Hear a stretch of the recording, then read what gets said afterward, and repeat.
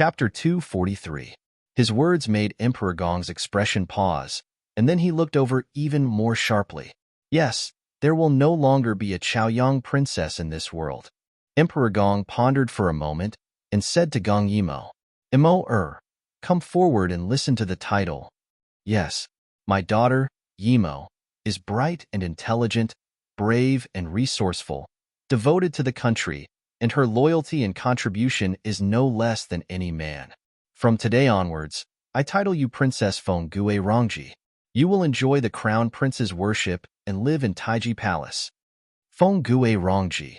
These 4 words shocked everyone present. Feng Gue Rongji. With a Feng Gue Rongji, the world is extremely glorious. From the moment they came in, they guessed that Gong Yimo would be restored, but they didn't expect it to be such a title, to enjoy the crown prince's worship. Could it be a female crown prince? Moreover, it's Taiji Palace. This honor made them unconsciously recall the scene when the emperor bestowed the title in the cold palace. This time was the same as that time. No, it was even more glorious than that time. Gong Yimo, not only did she return, but she also rose to a height that no one could reach. Gong Dai's heart was even more uneasy. There had never been a princess who could be so honored, and the more royal sister received at this time, it proved that she sacrificed more. Gong Yimo listened quietly and knelt at Emperor Gong's feet, ignoring the exclamations of everyone behind her, and kowtowed deeply. Son, receive the edict. As soon as she said those words, the way everyone looked at her was completely different. Not a commoner who betrayed the country, not a Chaoyang princess who was demoted, but Feng Gue Rongji. Even the princes who were lower in status than the crown prince had to salute her. What was a special honor? This was a special honor. Seeing her so calm, Emperor Gong nodded with satisfaction and clapped his hands with laughter. Very good. I will choose an auspicious day to worship the heavens and ancestors. The world will be pardoned, and everyone will celebrate. At this time, no one could go against Emperor Gong's words, and they all kowtowed. Thank you, Your Majesty. Your Majesty's grace will last forever. Thank you, Your Majesty. Amidst the layers of congratulations, everyone knelt down. Emperor Gong Chang personally stepped forward and helped Gong Yimo up. Together with her, he looked at His Highness and shared this honor. This was power. Once a person lives, once a person dies. Gong Yimo closed her eyes and calmed down the restlessness in her heart. She did not forget that this was only the first step. Today, these people were few, and the emperor was happy, so they naturally did not dare to refute. But tomorrow, it might not be so. She had to sit firmly in the position of princess. After everyone had left, Gong Yimo sent Gong Dai off. She was now granted a residence in the imperial palace and could not leave for the time being. Then we won't be husband and wife, he suddenly said. Huh. Gong Yimo was dumbfounded. She did not expect Gong Dai to have such a reaction. At this moment, the last ray of light disappeared from the horizon. The two of them stood at the entrance of the palace. The warm palace lanterns flickered, illuminating his pair of black, jade-like eyes. There was a kind of enchanting charm to them, and the slightly curved corners of his mouth seemed to be able to hook people's hearts, making her unconsciously hold her breath. He looked at her, and after a while, he said in a low voice, From the moment I wanted to be with you, I was prepared to give up everything. His voice blended in with the wind. It was very soft, but it carried the determination after deep thought. I know that you want to do a lot of things. You have a lot of persistence and a lot of ideas. So, I can only become as strong as possible, so that no matter how far you go, you will always be within my reach. But this goal had not been achieved yet. Perhaps Gong Yimo had grown too quickly, or perhaps he had not worked hard enough. This was the only thing that made him helpless. He could only work harder. You have your own life. I don't want you to give it up. So, from the moment I wanted to be with you, I decided that I would give up.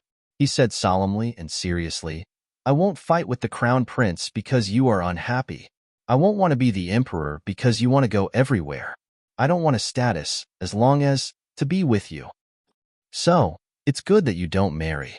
Then, in your life, there will only be me, the only exception. Chapter 244. The only exception? Did he mean that as long as he was with her, he could give up being the emperor, give up having children, and even give up his status? Gong Yimo didn't know what kind of expression she should use to face him. She felt that Gong Dai's brain had a problem. Yes, there must be something wrong with him. So Gong Yimo turned and ran. Her speed was so fast that it was as if there was a ghost chasing after her. Gong Dai stood in the same spot and looked at her with a smile. That lone lamp made him look lonely. With the huge palace gates and walls as the background, it made him look even more desolate. However, he was in a happy mood. Royal sister, she would never understand what he was willing to do for her. When Gong Yimo returned to Taiji Palace, she was still in a daze. She threw herself onto the bed and buried herself in the blankets. She clearly shouldn't think about it, but she couldn't help it. Gong Dai. What kind of feelings did he have for her? Was it because of his obsession that he didn't care about anything and had to have her?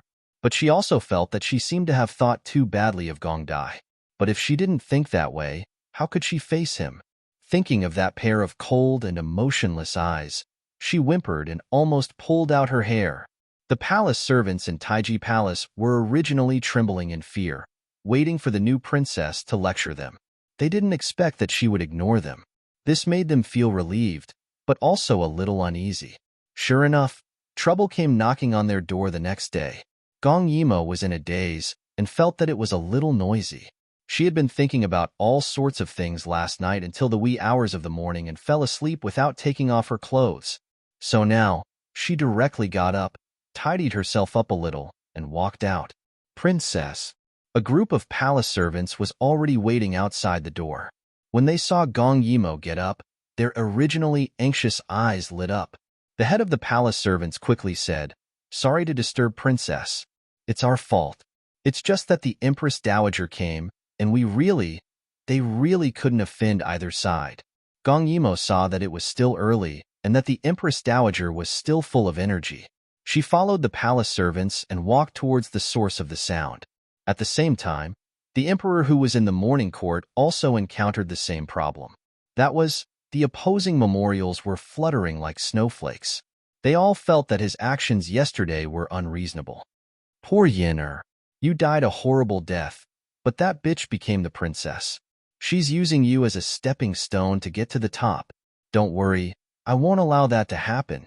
The Empress Dowager ignored everyone's protests and stubbornly carried Long Hanyon's body over and blocked the entrance of Taiji Palace. This was something that had never happened since the founding of the country. In the end, she was still the emperor's biological mother. She knew that a monarch's words were not to be taken lightly, so she did not pressure her son. She would only give up if she pressured Gong Yimo to withdraw her title herself. Fenggue Rongji, how could a bastard like Gong Yimo be worthy? As soon as Gong Yimo came out, she saw the Empress Dowager sitting in the imperial carriage with a twisted and angry expression. More than a dozen palace servants were trembling behind her. It was obvious that before Gong Yimo came out, she had already lost her temper. Gong Yimo looked at Long Hanyon's body blocking the entrance. Fortunately, it was winter, so she did not look scary. If it was summer, the Empress Dowager would not have the courage to sit here and watch. Kneel down. Seeing Gong Yimo come out, the Empress Dowager coldly shouted, "What, now that you've become the princess, you don't put me in your eyes?" Gong Yimo's line of sight moved from Long Hanyan to the Empress Dowager. His Majesty said that I have the right to not bow to anyone. In other words, whether I'm willing to kneel to you or not depends on my mood. The words that came out of her mouth were simply infuriating. The Empress Dowager felt that she had never met a person like Gong Yimo who was full of thorns and could not be dealt with. Ah, what a big tone. The Empress Dowager said to the people behind her, "Go. She's disrespectful to me. Slap her 50 times. Gong Yimo stood at the door and the palace servants behind her did not dare to speak. However, she did not have any scruples and even spoke indifferently. "Empress Dowager, even if you send all your private soldiers, if they can slap my mouth, then it's my loss." She blinked and very maliciously added, "Don't use your harem methods on me. I'm not an imperial concubine or palace maid. If you don't give me a reason to convince me, I won't give in." Her words angered the Empress Dowager. Rebel. Really rebel. Her eyes were wide open as her hand slapped the armrest. She looked at Gong Yimo ferociously, wishing that she could scratch her smiling face. But she could not do anything to Gong Yimo. She now understood that when Gong Yimo was still a commoner, she could not take her down. Now, it was even more impossible. So she had to change her original intention and settle for the second best. Good, you're right. You don't want to be punished? Aijia will not punish you. The Empress Dowager's line of sight fell on Long Han Yin, finally carrying some sorrow.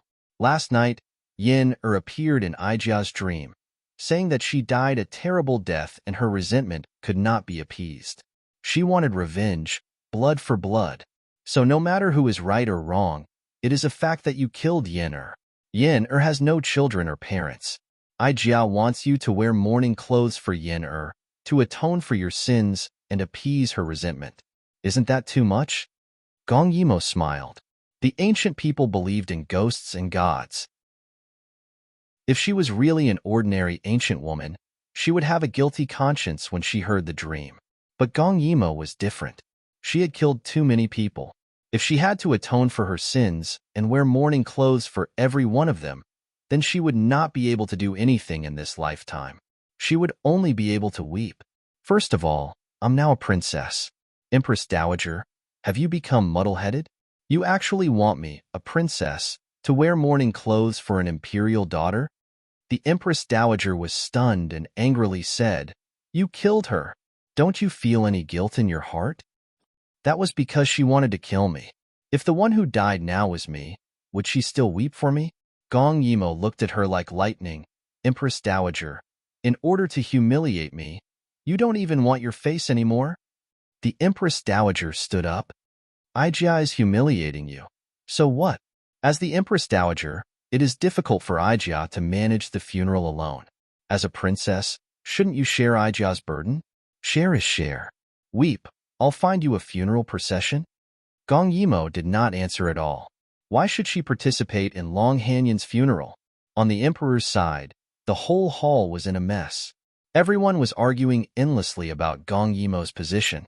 The scene was divided into two factions arguing nonstop. Emperor Gong had a headache and suddenly slapped the armrest of the dragon head. Everyone shut up! Chang Shi's eyes were fierce, silence. His voice covered everyone, and the ministers gradually quieted down. At this time, the assistant minister of the Ministry of Revenue, led by the left prime minister, stepped forward and said, Your Majesty, this reward is too excessive. Not to mention the title, how can a woman's position be equal to the crown prince? She is not the crown princess. Why not? How much has the princess contributed to Dayu state? What have the other princes done? Why can't the princess have a higher position than them? Someone argued. As a woman, she has to marry. This honor will eventually fall into the hands of the future prince consort. It's inappropriate. Chapter 245. Who said Imoer wants to get married? Gong Chung said in a deep voice. His words made everyone completely quiet down. You don't have to wear mourning clothes. Aijia wants you to help Aijia and send Yin'er off. Isn't it too much? You can't even refuse such a small thing. What kind of royal are you? What princess wronged you? In the end, it was Gong Yimo's title and status that got in her way. She wanted to use the matter of sending Yin'er off to provoke Gong Yimo. Sending off a funeral was actually similar to preparing for a funeral. Although there was no need to wear mourning clothes, she had to be responsible for receiving people and guarding the corpse for 7 days and 7 nights. Only when the funeral procession arrived and sent Yin'er off to rest would her task be considered complete. So as long as Gong Yimo agreed, she would definitely be able to catch her fault in such a long time. At that time, she would force her to give up her title. Otherwise, how could she take this lying down? What if I refuse? Gong Yimo stood at the entrance of the hall and asked coldly, You're not willing to help even when Aijia is begging you like this. What else can I count on you in the future? You'd better quickly write a confession and admit that you're not worthy of the emperor's reward. Otherwise, Aijia will let the whole world know that you're an unfilial and disloyal rebellious daughter. The emperor's words stunned the ministers. Not getting married? What kind of princess would not get married? Seeing their shocked expressions, Gongcheng laughed instead. Immerse is talented and intelligent. She has a sharp weapon and outstanding talent. Why should Ijia marry her off? Moreover, Immerse personally swore before Ijia that she would never get married. Therefore, Ijia gave her this title to compensate her. What else do you have to say? Seeing that everyone was silent, Gongcheng continued. In terms of martial arts talent, wisdom, and strategy, which part of Immerse is inferior to a man? Moreover, she has contributed to the country, so why can't she be rewarded? The more he spoke, the more reasonable he felt. Ijia is not treating her as the crown princess, but as a son.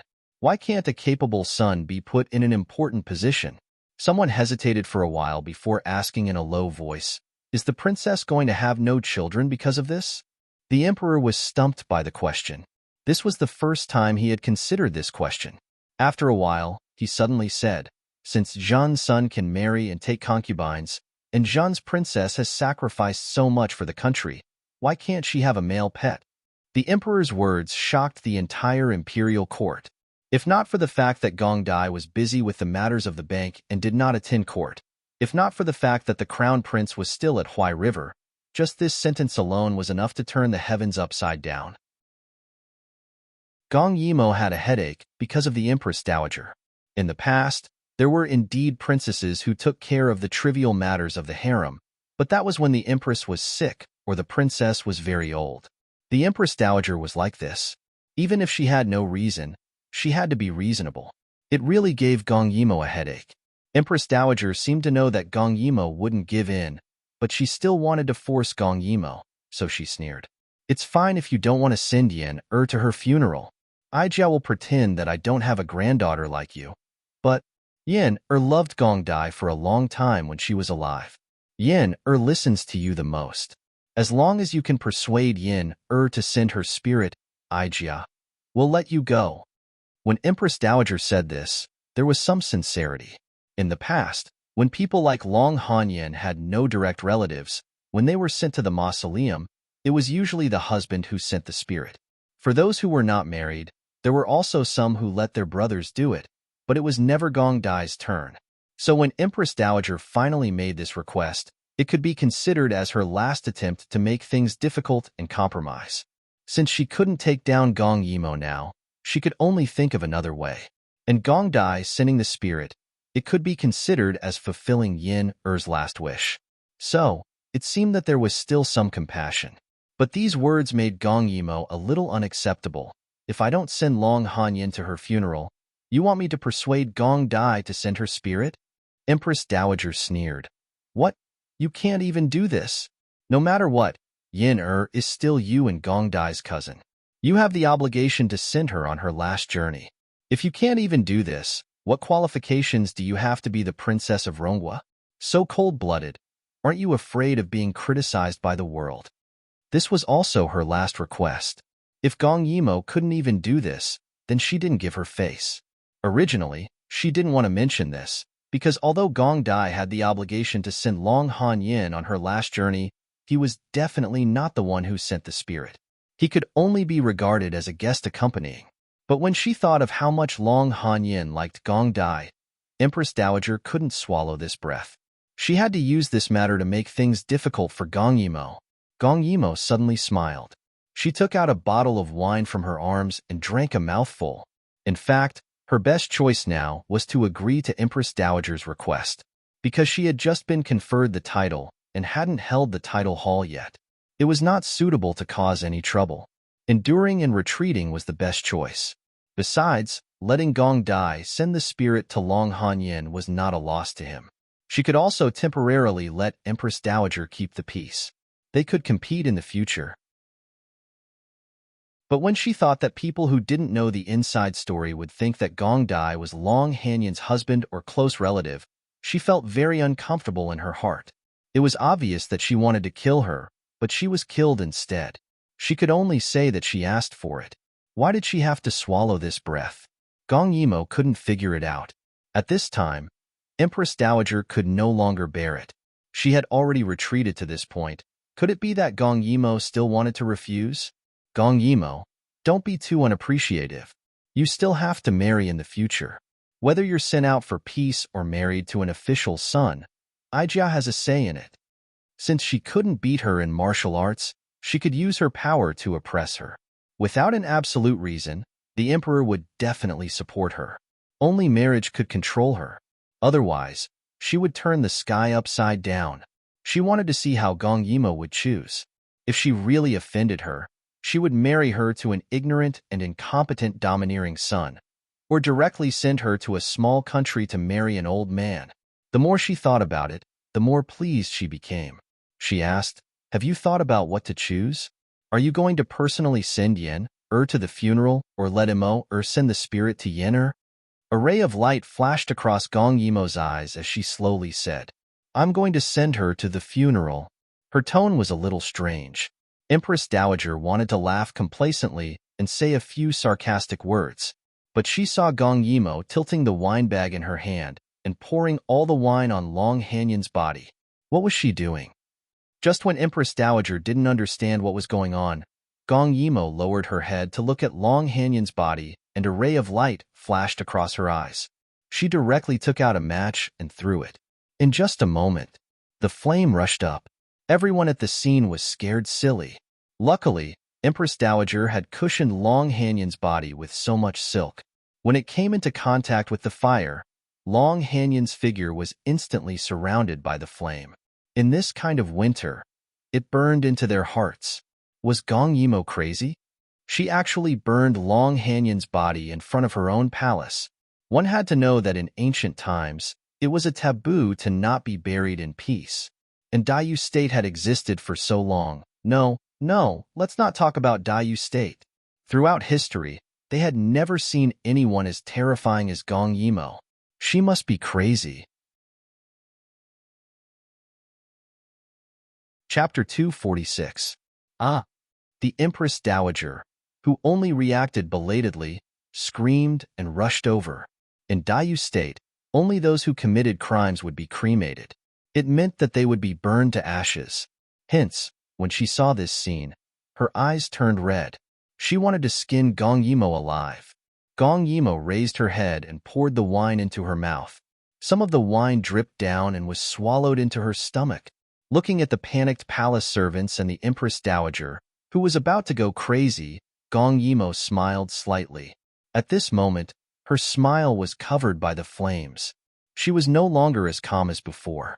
Instead, she had the demeanor of a Yama from her previous life. In her previous life, no one dared to force her to do this. Everyone who stood in her way was dead. She personally ignited the pit of corpses and burned the sky red.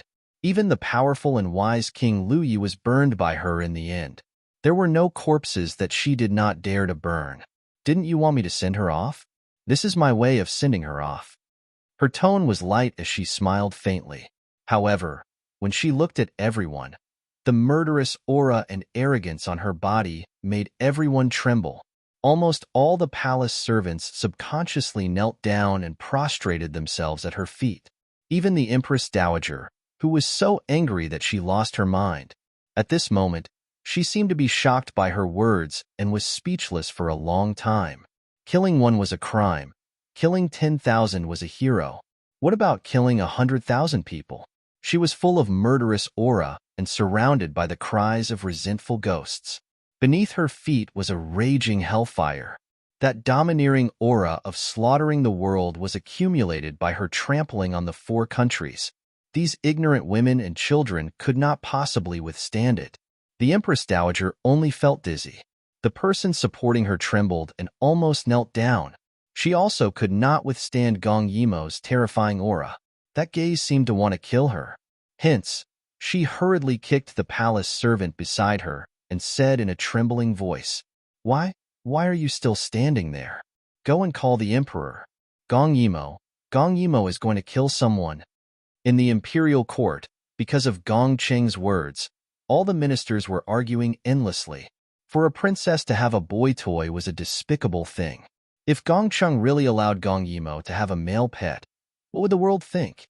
They would only think that the emperor doted on the princess to the point of muddle-headedness, right? But Gong Cheng had made up his mind. Gong Yimo would definitely have her own child. She was so smart. Her son would definitely not be bad. As for male pets, Gong Cheng believed that with Gong Yimo's personality, she would never indulge in male charms because there was no desire in her eyes. In fact, there were many times when he felt that she had no desire. Therefore, he rejected all suggestions and decided that Gong Yimo would be the first princess in the history of Dayu State to be able to openly have a male pet. Just as he was feeling proud of this idea, someone came to report in a panic and whispered the reason in Changxi's ear. Changxi was shocked and quickly said to the emperor, "Your Majesty, it's not good. The princess wants to kill the Empress Dowager." This time, even the emperor was scared silly. When the emperor hurried to the imperial harem, he saw that the scene in front of him was very calm.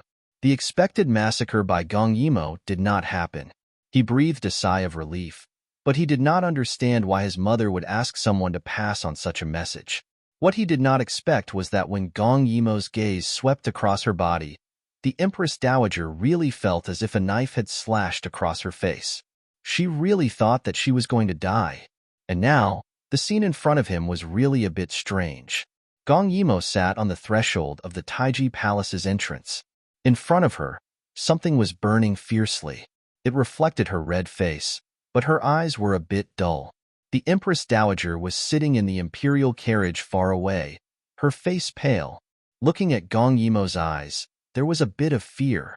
What had happened here? What was that thing that was burning? Such a big fire. Why did no one put out the fire? Where did the smell of burnt flesh in the air come from? The emperor would never have thought that Gong Yimo would burn a princess's corpse in front of his palace. He did not think of more. When the Empress Dowager sent someone to find the emperor, her heart was filled with anger. It was as if her throat was being choked, unable to release it. She was after all one of the Empress Dowager's people. She did not dare to do anything to Gong Yimo, but could she not save Long Hanyon's corpse? So she looked at Gong Yimo with some fear and ordered the people kneeling beside her to put out the fire and save Long Hanyon's corpse. Who knew that after she kicked a few times, no one dared to move? Did they dare to move? Gong Yimo was standing in front of the fire. If they dared to go over, the princess might dare to burn them alive. Gong Yimo saw that the fire was not strong enough and lightly ordered, "Go and find some firewood." Almost as soon as she said that, even though they knew that they should not do so, the palace servants behind her hurriedly went to carry the firewood. Then, Gong Yimo asked them to throw it all in. If they wanted to burn, they should burn it cleanly. After death, the soul would be lighter.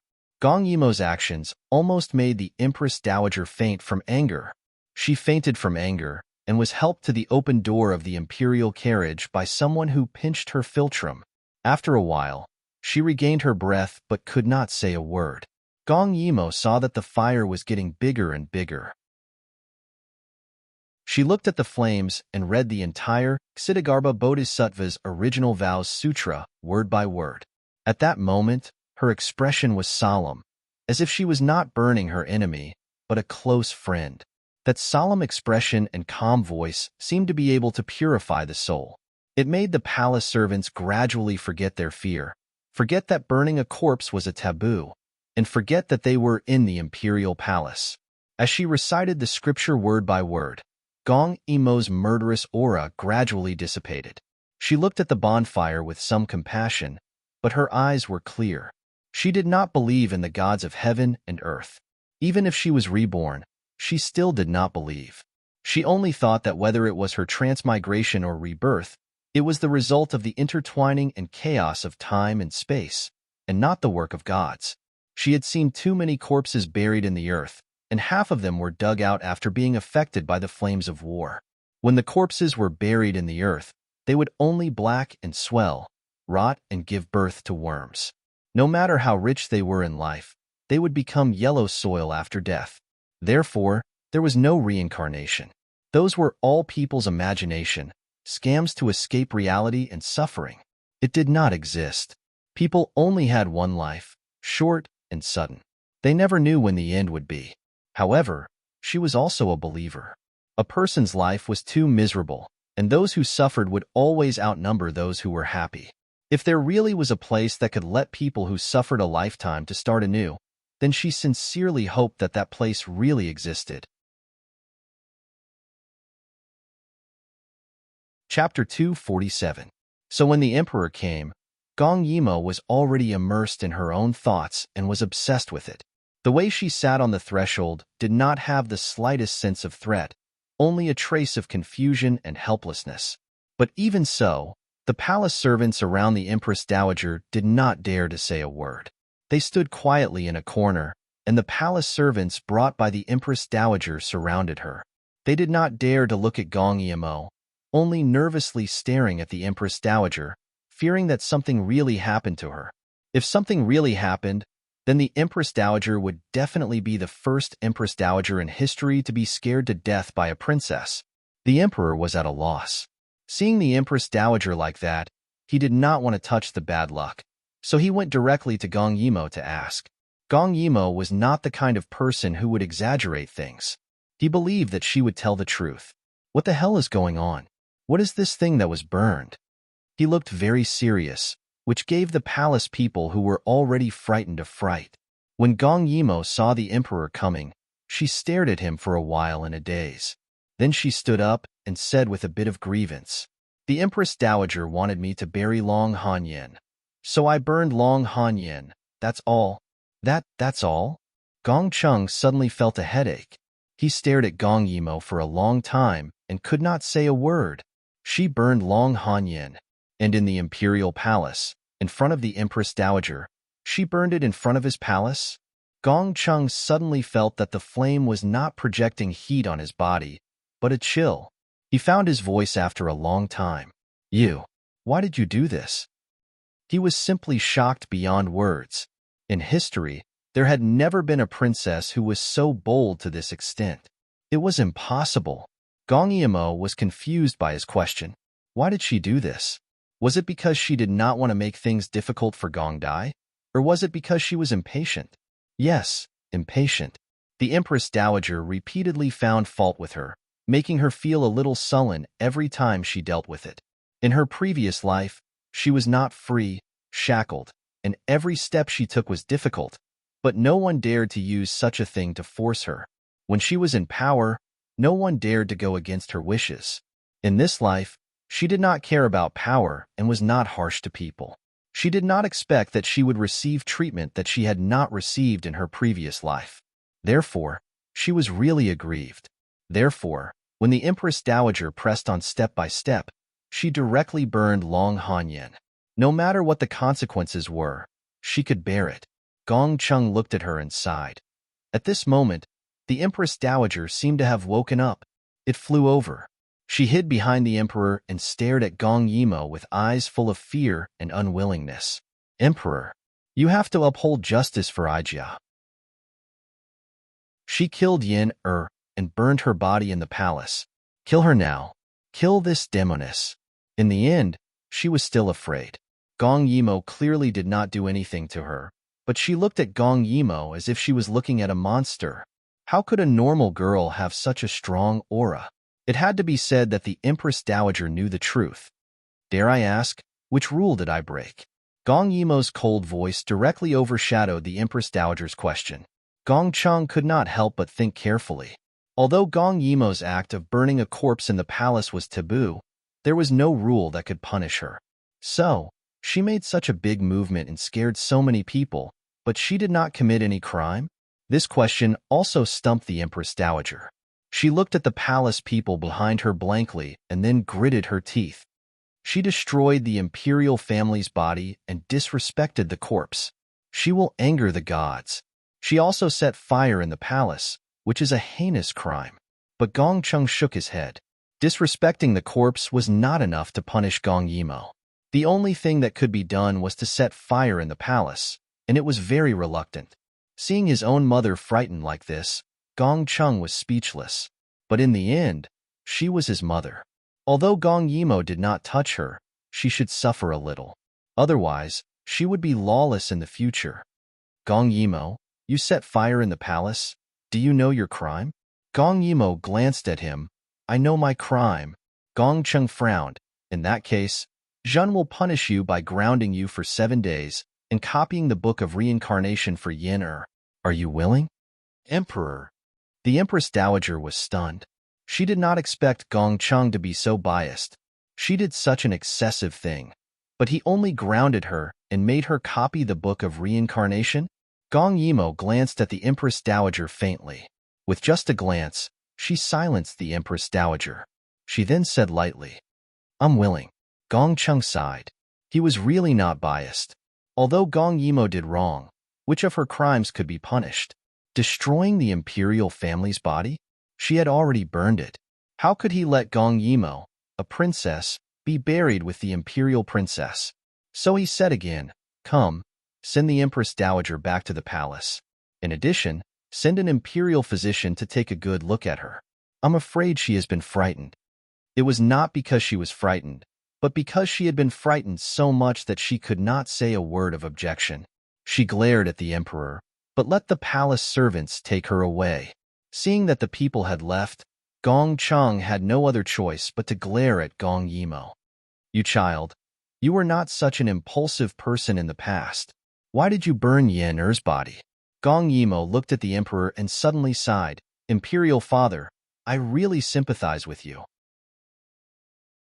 Not only do you have to worry about the country's affairs, but your own mother is also so worrisome. Her words could be said to be very disrespectful. Gong Cheng's face darkened at once. Who allowed you to say that? He said fiercely with a fierce face. Gong Yimo pulled his hand and shook it. Finally, a smile appeared on her face. But it doesn't matter. I will share your worries in the future. Her tone was light, and her eyes were clear. Gong Cheng's face could no longer remain stiff. How many years had it been since Gong Yimo acted like a spoiled child to him? She had a magical power that could make people who had not seen each other for a long time not feel a trace of estrangement, as if the separation was just yesterday. Thinking of Gong Yimo's sorrowful words on the giant ship, thinking of her 3 years of wandering outside and hiding her identity, Gong Cheng could not say a harsh word. Unexpectedly, he was pulled by Gong Yimo to Taiji Palace for lunch. It was just that the fire at the door was really uncomfortable, so Gong Yimo ordered people to collect the ashes after the fire was put out and send it to the Empress Dowager.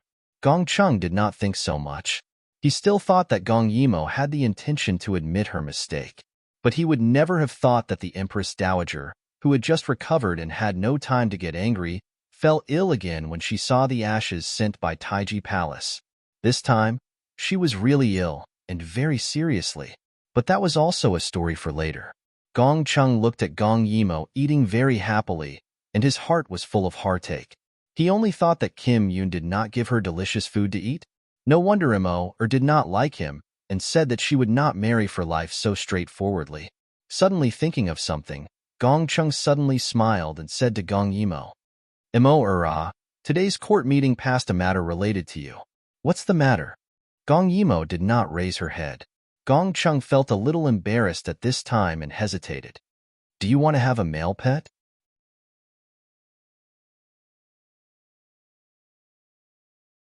Chapter 248.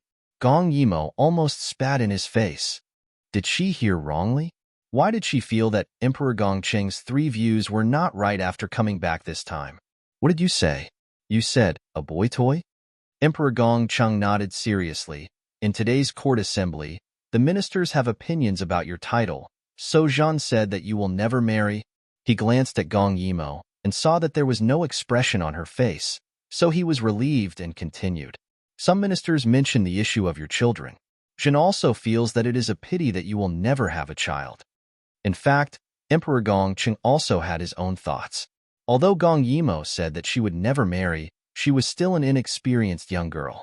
If she met someone she liked in the future, he was afraid that Gong Yimo would change her mind and betray the country for a man and so-called love. However, it would be different if she had a male pet. He could find many handsome men for her and let her try different men. This way, Mo would have a taste of the relationship between a man and a woman and would know what it was like between a man and a woman. In the future, she would not be deceived by some scheming men and do something irrational. Gong Yimo did not know that he was thinking so much for a moment, So she just asked in bewilderment, "You said that the ministers unanimously agreed. You didn't lie to me?" Emperor Gongqing glared at her and frowned. "They dare not agree?" Zhan's daughter, for the sake of the stability of the people inside and outside the court, will not marry. Why can't she have a few boy toys? Gong Yimo knew that this was only Emperor Gongqing's decision.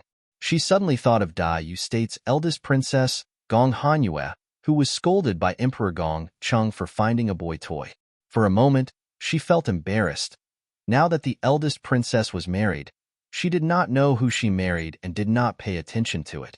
Emperor Gong Chung seemed to have also thought of his eldest daughter's matter. He glanced at Gong Yimo and said earnestly to her, "Zhen believes in you. You can't indulge in men like Hanyue. Understand?" "Understood." Gong Yimo answered subconsciously, then quickly changed her words. "Wait, I don't want a boy toy." The emperor was a little displeased. "Why not?" His gaze was very strange. He looked at Gong Yimo as if she could not be like a man. But in his heart, he felt puzzled. Could it be that Imo or like that Kim Yun? This time, she ran back because Kim Yun hurt her heart? Thinking of this, alarm bells ring in his heart. All of Gong Yimo's objections were blocked in her throat. "No, this matter is settled. You're so smart. Your children's children's children." At the same time, he secretly made a decision in his heart. Regardless of whether Gong Yimo really liked Jin Yun or not, it didn't matter. He could bestow a few more smart and handsome boys.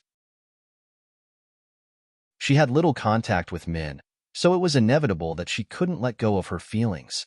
However, he believed that once she had more contact with men, no matter who she had in her heart before, she would be able to let go.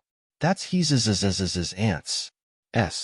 Gong Yimo wanted to kneel in front of him, but Emperor Gong Chung was so resolute. She didn't want to make the emperor unhappy because of a few boy toys, so she vaguely planned to deal with it. But Emperor Gong Chung didn't want to let her go. "Don't worry, Zhan has already decided. After the conferring ceremony, Zhan will bestow a princess residence to you. At that time, Zhan will bestow a few men to you." He waved his hand and said very boldly. In his heart, he still trusted Gong Yimo's self-control. He believed that Gong Yimo wouldn't be such a muddle-headed person. What else could Gong Yimo say? She looked at Emperor Gongqing's somewhat proud face with a numb expression.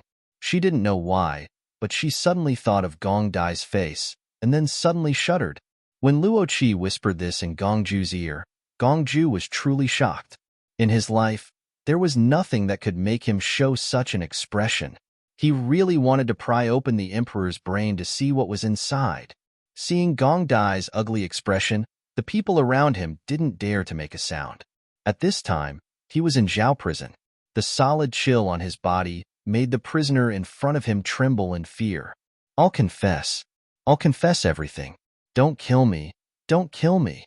But how could Gong Dai be in the mood to torture him now? After handing him over to Luo Qi, he hurriedly went out. After he figured out the origin of the whole matter, he vaguely understood the emperor's intention. It was because he understood the emperor's reason for doing this that he felt it was more difficult to handle. If he let the royal sister refuse the boy toy bestowed by the emperor was afraid that the royal sister would be suspicious of her.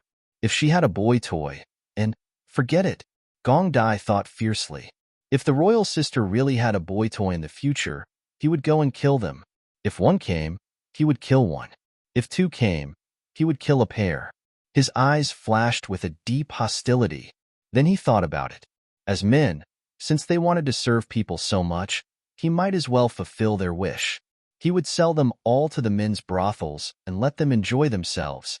With this idea, he could imagine how pitiful the boy toys in the princess residence would be in the future. They would live in an abyss of suffering every day and live a wonderful life. The next day, the weather was gloomy. Gong Yimo had just woken up when she heard a bad news. That was, the Empress Dowager was sick, very sick. But the Empress Dowager said that her illness was caused by Gong Yimo burning Long Hanyun's body in front of her. It was Long Hanyun's resentment that caused her to fall ill. Therefore, she said that Gong Yimo was an inauspicious person. Staying in the palace would only harm others. The emperor naturally didn't believe this, and sent a lot of imperial physicians to see the Empress Dowager's illness. In the end, they all shook their heads. The heart of the heart must be cured by the heart medicine. The Empress Dowager couldn't bear to see the Princess Wella. Although they didn't say it, Gong Chung still had a hunch about the reason. The Empress Dowager made such a fuss. During the morning court, he originally wanted to choose an auspicious day for Gong Yimo to hold the coronation ceremony, but it was also questioned by the ministers. The Empress Dowager was ill. As a granddaughter, how could Gong Yimo hold the ceremony at this time? At least, they had to wait until the Empress Dowager recovered. Moreover, recently, there were rumors in the harem, causing many neutral ministers to think that Gong Yimo was an inauspicious person. After all, she only came to Dayu State for a few days. A few days later, the rumors became more and more intense. When the person involved, Gong Yimo, heard this, she was reading in Taiji Palace. Hearing the palace servants worriedly talk about those rumors, she smiled carelessly. The Empress Dowager was smart to think of using rumors to attack her. But now, only the Empress Dowager was ill. She was afraid that there would be more tricks. But what did it matter? Gong Yimo smiled. She must have this Princess Rongji. At this time, someone hurriedly came to report. Her expression was very ugly, and then she timidly looked at Gong Yimo. Not good, Princess. The Empress Dowager ordered you to take care of the Empress Dowager.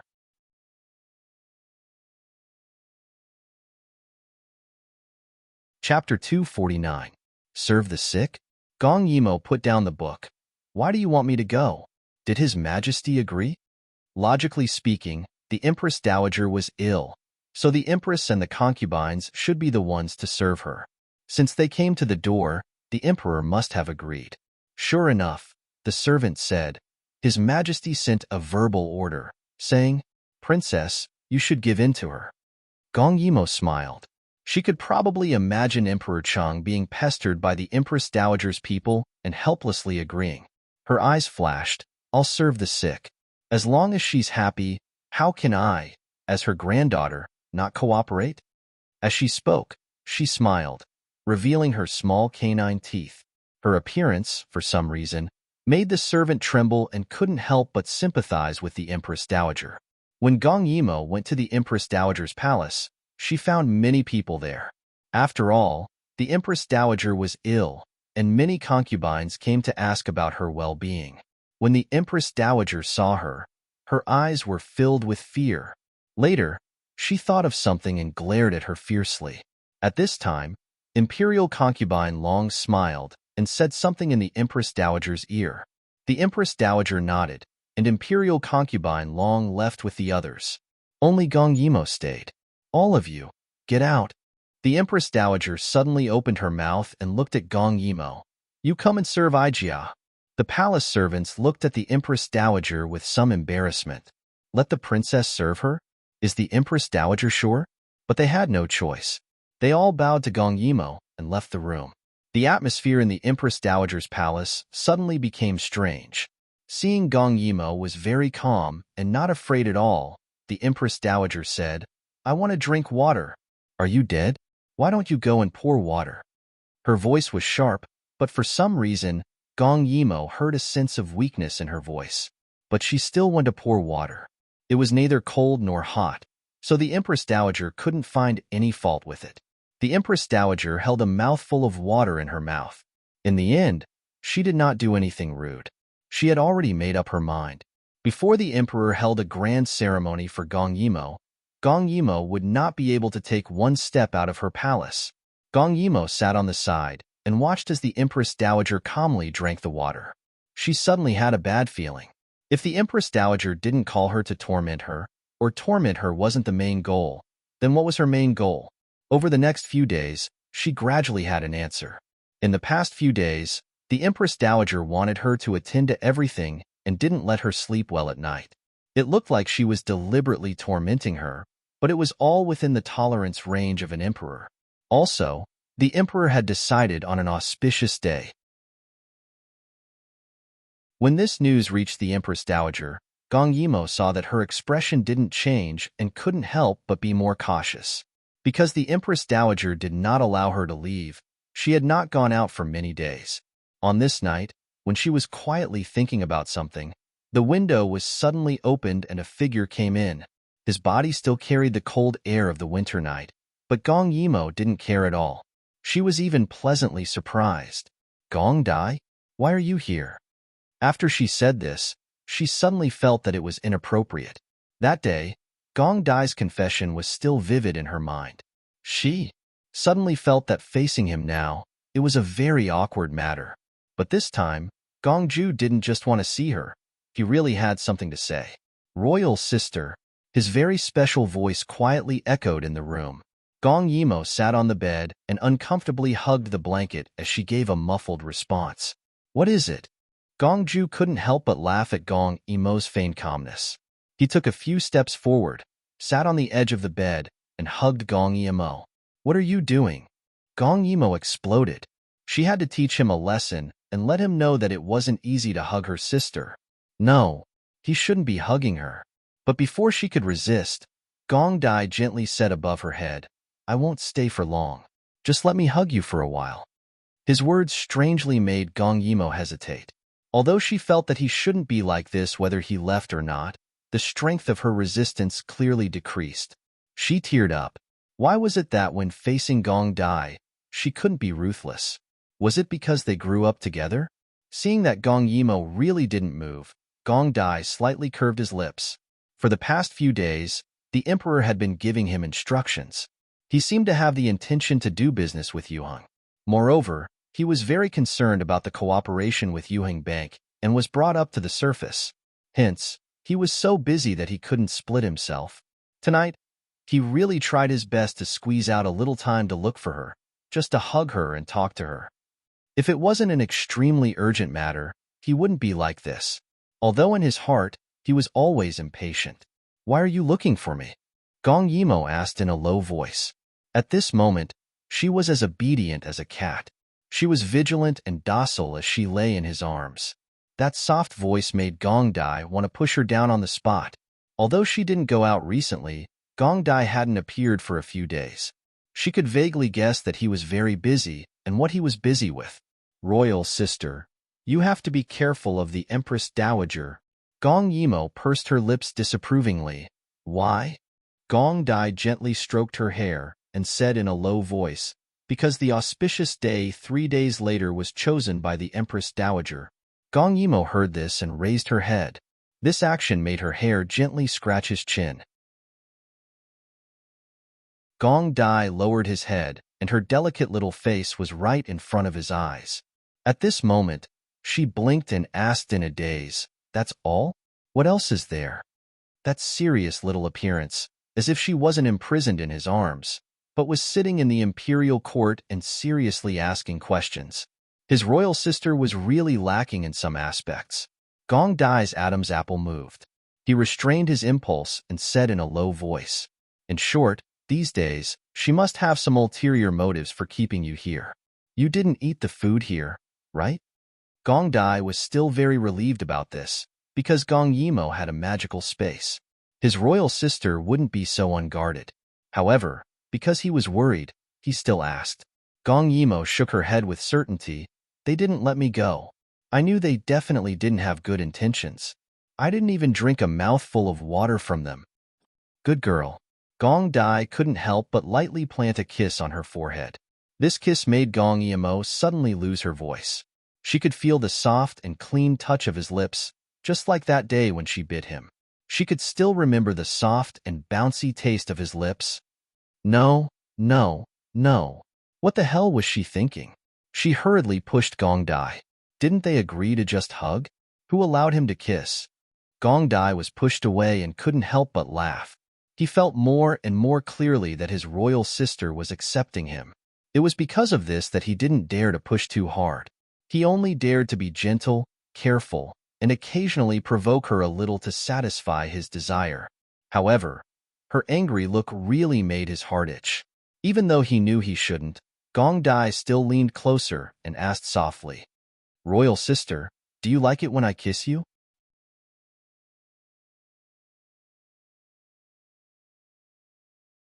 Chapter 250. Gong Yimo held back the vulgar words that came out of her mouth and glared at him fiercely. Please get this straight.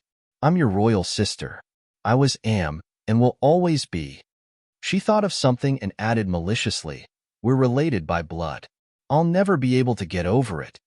Gong Dai's eyes darkened, but he pulled himself together and inched closer. You just have to tell me whether you like it or not. That's enough. That pair of slightly cold ink-black eyes were just inches away, waiting for her answer. Gong Yimo looked into his eyes. She wanted to fool him like before, but the sincerity in his eyes made her face his question for the first time. Did he like it or not? No. Why not ask her if she hated it? But if she didn't hate it or dislike it then, it seemed that she only liked it? Did she hate it or dislike it? Gong Yimo looked at his thin and soft lips and thought back to when she was kissed. How did it feel? She seemed to have forgotten it. Gong Dai's eyes stared deeply at her lips. His fingers lingered on her lips, and his low and hoarse voice rubbed against Gong Yimo's exposed skin, causing her to tremble. Do you like it? He asked. He got closer and closer, forcing Gong Yimo to the edge of the bed. Gong Yimo seemed to be a little quiet. She stared at his lips for a while. She would know if she liked it or not after trying it. With that thought, she leaned forward slightly and sucked on his lips. It was only their lips that met, but that was for a moment. Gong Dai was stunned. His eyes were wide open, as if he was wondering if this was a dream. His lips always had a hint of mint because she had made a lot of mint powder to help him wash up. But now, it tasted sweet. The soft touch between her teeth made Gong Yimo a little addicted. She carefully licked his upper lip, then gently nibbled on his lower lip. She even teased his teeth. Her actions were very bold.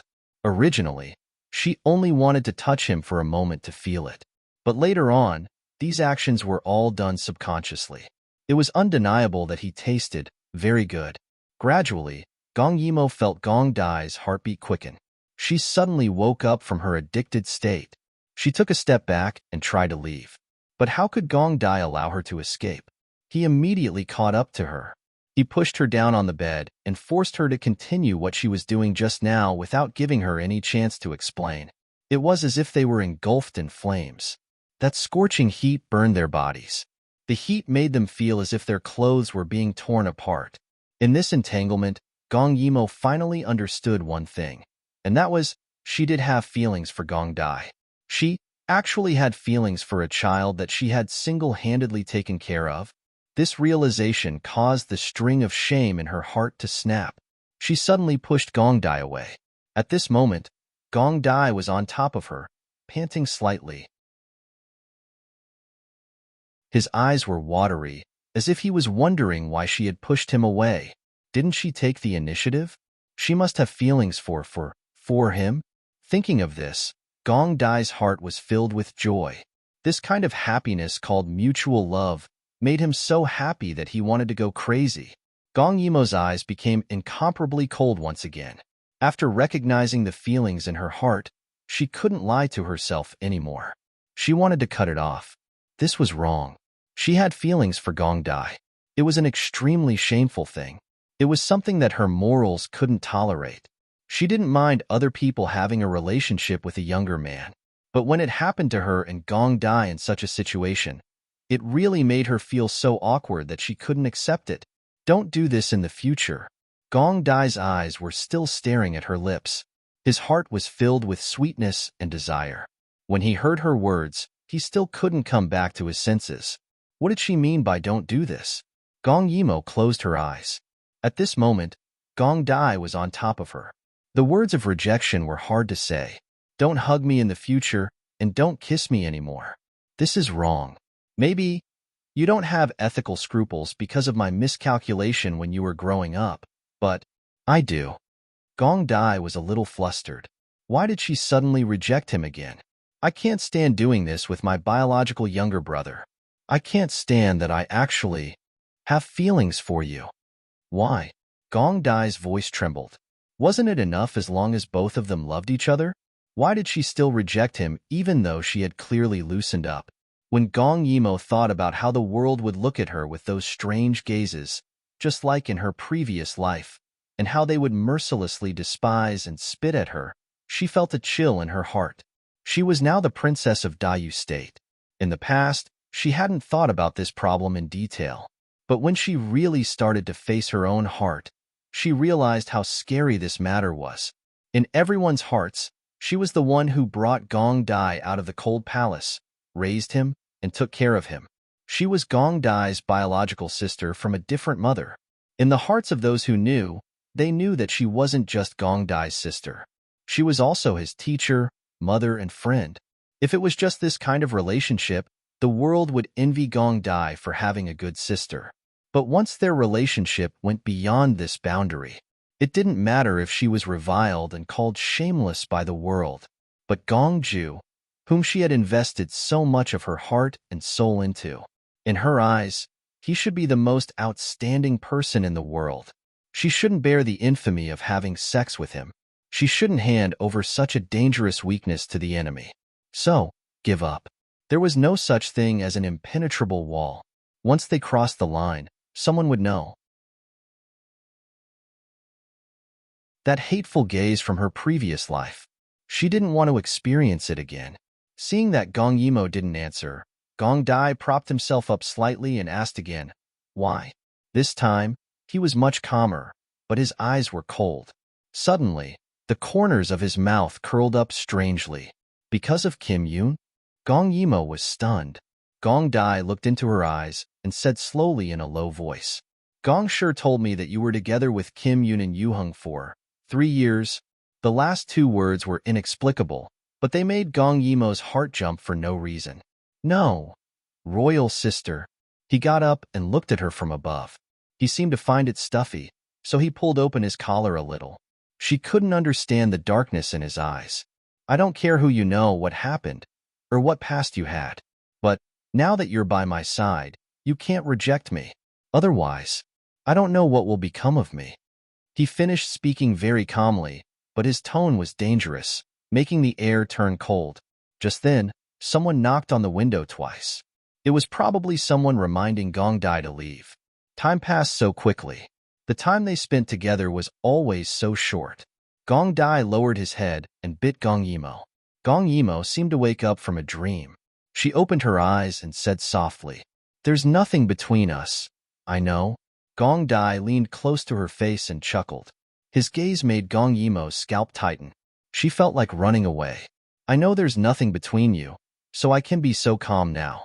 Royal sister, don't run away anymore. Follow your heart and don't try to reject me again."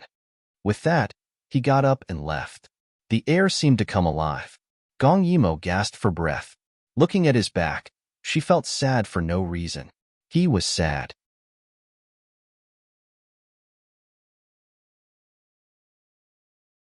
Chapter 251. Time passed very quickly.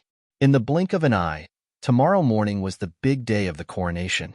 So no matter how unwilling she was, the Empress Dowager had to let her go tonight. She seemed to be in better spirits recently, but it was not because of the medicine, but because she was in good spirits. The only thing that could make her so happy was that Gong Yimo was about to be unlucky. Although Gong Yimo could not guess her plan, she still went back fearlessly. When she was far away, an old mama by the Empress Dowager's side said hesitantly, "Seeing that she is so unguarded, there shouldn't be a problem tomorrow." The Empress Dowager said gloomily, "What problem can there be? Xiangxiang is too cautious. She can't go out at all these days and can only eat the food that Ijia specially prepared for her. It's impossible that she hasn't been poisoned by the inverse cultivation powder. She hasn't used her power yet, but once she uses force, her meridians will flow backward and she will die. She will die a miserable death." The Empress Dowager laughed. Gong Yimo actually wanted to sow discord between her and Xiangxiang. She even said that she killed Yen'er because Gongshi abandoned Yen'er and left. Fortunately, Xiangxiang specially explained. Otherwise, they would have fought among themselves. This Gong Yimo was really vicious. When Gong Yimo returned to Taiji Palace, it was already very late. When she returned, the palace servants who had been eagerly waiting for her hurriedly came to greet her. Gong Yimo had been gone for so long, and they were still very worried. After all, Gong Yimo was still young and her status was there. No matter how powerful she was, She could not do anything to the Empress Dowager. Gong Yimo waved her hand. I'm fine. She just wanted to wash up and sleep. The Empress Dowager was quite ruthless. For her plan, she kept her until the second watch period before releasing her. The palace servants were a little hesitant. Princess, don't you want to try on the court robes that you will wear tomorrow? Because the crown and court robes would only be delivered tonight, the palace servants were a little worried. Many things could not be seen on the surface, so they wanted Gong Yimo to try it on. However, Gong Yimo was very sleepy now and refused. After washing up, she fell asleep. She had to wake up early tomorrow, and she really did not have time to delay. So the palace servants could only give up. The night passed by quickly. The day that everyone in the world had their eyes on was about to arrive. Gong Yimo herself might not have felt anything, but once the news of her wanting to be reinstated spread, it caused an uproar. In order to celebrate, the emperor announced early on that Gong Yimo would ride the golden carriage around the city. Therefore, the girls prepared handkerchiefs, and the commoners also prepared fruits and flower petals that were extremely rare in winter. The students occupied the best viewing positions and insisted on witnessing the grand occasion so that they could write a song that would be passed down through the ages. Even every household hung up red lanterns prepared for the new year in advance to express the festive mood. The Taiji Palace was also very lively. The palace servants were coming in and out, appearing to be very busy.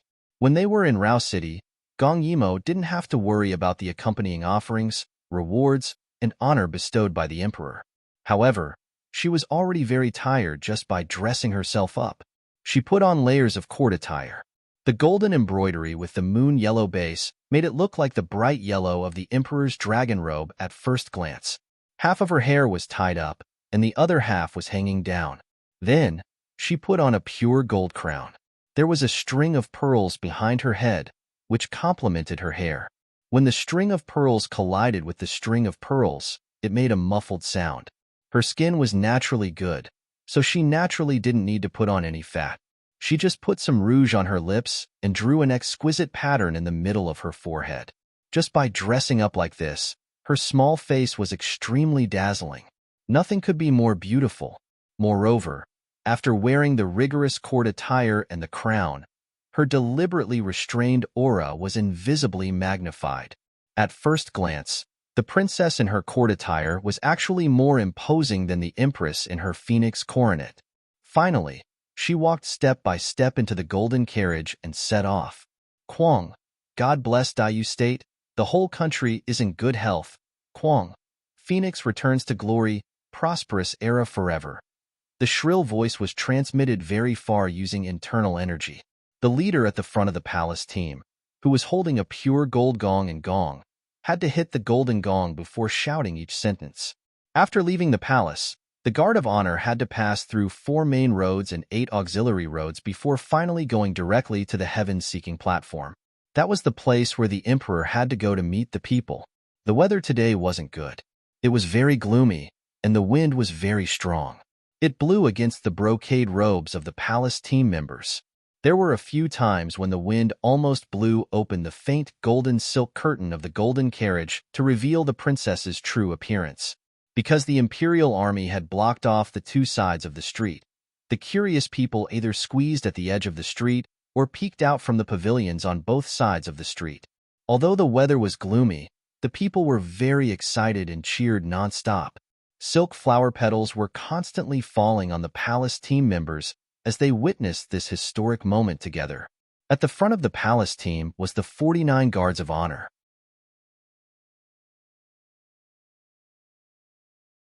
They held up silk banners, and each banner was embroidered with different auspicious patterns. Then, the guards of honor unfolded dozens of silk paintings. The contents of the paintings were all auspicious scenes, such as wealth and splendor, flowers blooming beautifully, dragons flying in the clouds, and phoenixes soaring to the 9 heavens. Then, there were 28 beautiful palace maids with baskets of flowers in their hands. With every step they took, they would sprinkle a bouquet of flowers. When the compound golden sedan with 24 people carrying it appeared, the people who were watching would definitely first let out a low gasp, and then even more enthusiastic cheers. The golden curtain fluttered in the wind, and its shape resembled a huge golden lotus. Two maids on both sides of the golden sedan held up a canopy. The sharp tip of the canopy was like a needle pointing to the sky. Thin tassels danced in the wind as the canopy slowly approached. Behind the sedan, there were 99 guards of honor. Each of them held a rare treasure in their hands. It was exquisite and dazzling. The people couldn't even take a look at it. Finally, there were tens of thousands of Imperial Army members. They walked in unison, and every step made a neat clicking sound. They were all serious, as if they were facing a battlefield. The people looked at it, and their hearts pounded. That kind of gloomy but silent joy could only be replaced with cheers. Such a gorgeous and grand scene, such a strict and mighty guard of honor. It could be said that it was not inferior to the day the emperor ascended the throne. The phoenix returns to glory. It seemed that the emperor was really welcoming the return of the phoenix, so he gave her the honor of being the most glorious in the world. At the same time, the officials and the emperor and empress were already waiting at the heaven-seeking platform.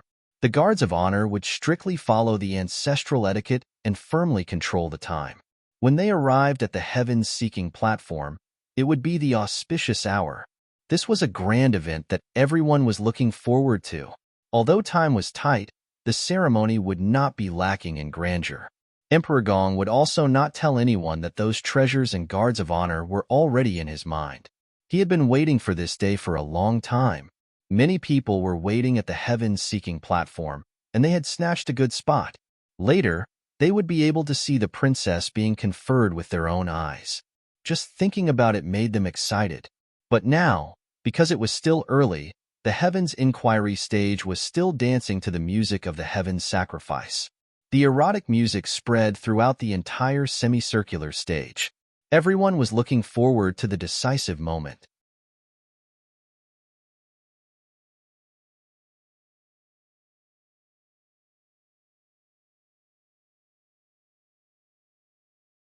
Chapter 252.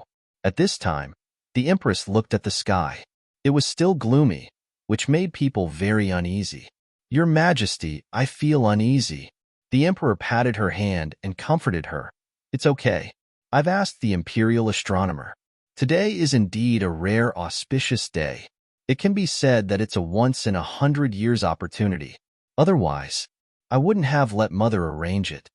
Not far away, the Empress Dowager sat there with a sneer. Her eyes were staring at the heavens-seeking platform in the middle of the field, as if she was looking forward to a good show. Gong Yimo had been resting with her eyes closed. She felt that there would be a good show waiting for her today, but she couldn't figure out what the problem was. At this time, the Guard of Honor had reached the end of the main road. Everything was going smoothly, and the people were in high spirits. It wouldn't be long before the Guard of Honor reached the heaven-seeking platform. Hopefully, things would go smoothly. But at this time, suddenly, there was a sudden clap of thunder. The sky that was originally gloomy suddenly changed.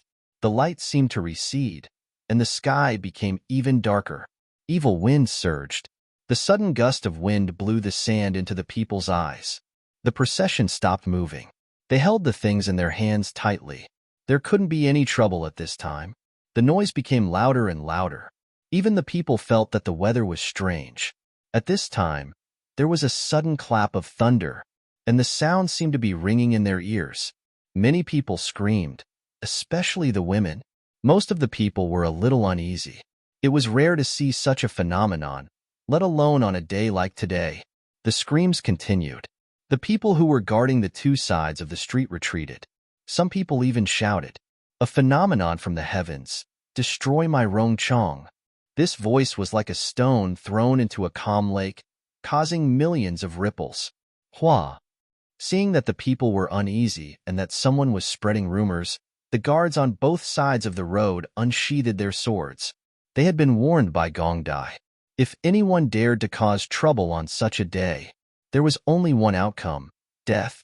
A phenomenon from the heavens. Destroy my Rongchong. A phenomenon from the heavens. Destroy my Rongchong. At the end of the road, a gray-robed man with a crazed expression suddenly walked out. His mouth was saying outrageous words. and his footsteps were disorderly as he walked straight towards the golden sedan. Some commoners hid at the side and looked over curiously. They thought to themselves that this person really wasn't afraid of death. Didn't he see that there were so many guards there? Where did you come from? How dare you spread rumors and create trouble here? The vassal at the front roared. Without hesitation, he ordered, "Imperial guards, listen to my order. Take him down quickly." In an instant,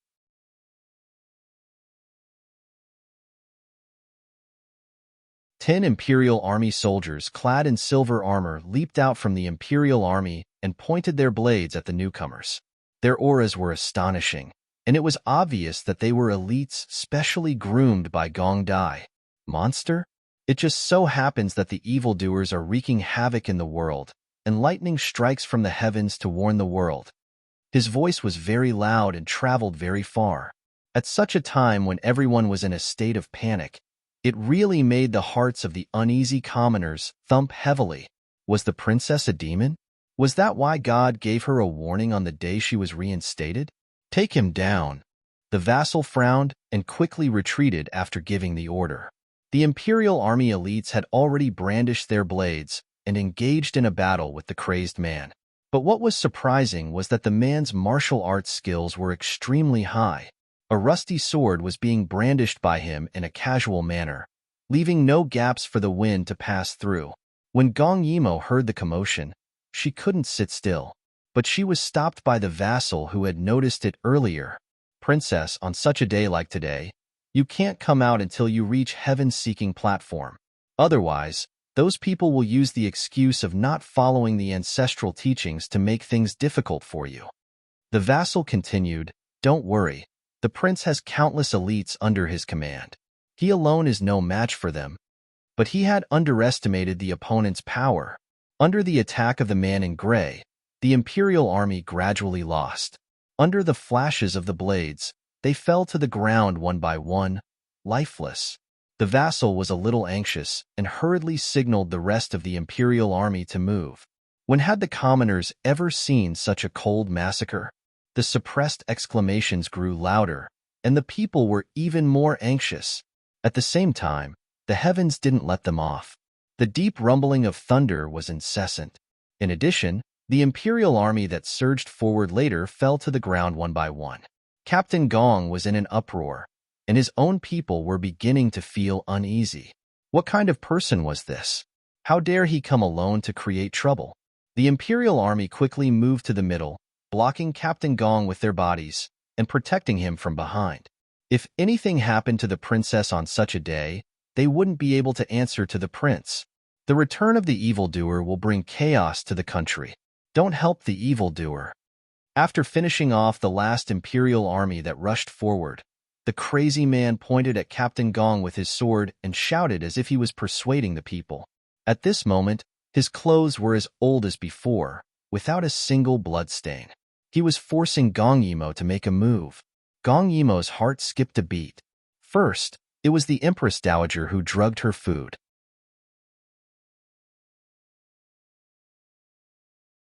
Then, she picked such a day where no one could see the mistake and found a peerless master to kill her. If she didn't accept the challenge, with this man's martial arts, even if she took him down in the end, many of Gong Dai's people would be injured or killed. At that time, blood would flow like a river, and it would be a disaster. But if she accepted the challenge, according to the rules of the ancestors, she could only appear at the heavens-seeking platform. If she came out now, she would leave behind something that those old antiques could use against her. Secondly, with so many layers of clothes, even if she wasn't poisoned, how could she fight? The other party's martial arts seemed to be on par with hers. In a dilemma, Gong Yimo suddenly smiled. There was a master behind the Empress Dowager. The Imperial Army felt a chill in their hearts. They knew that they couldn't let Gong Yimo make a move today. Otherwise, they wouldn't be able to answer to the prince. So, only they could do it. But just as the two sides were about to clash again and were about to win with numbers, the golden curtain fluttered slightly, revealing the figure of a half-reclined woman. Her voice was as pleasant as a breeze.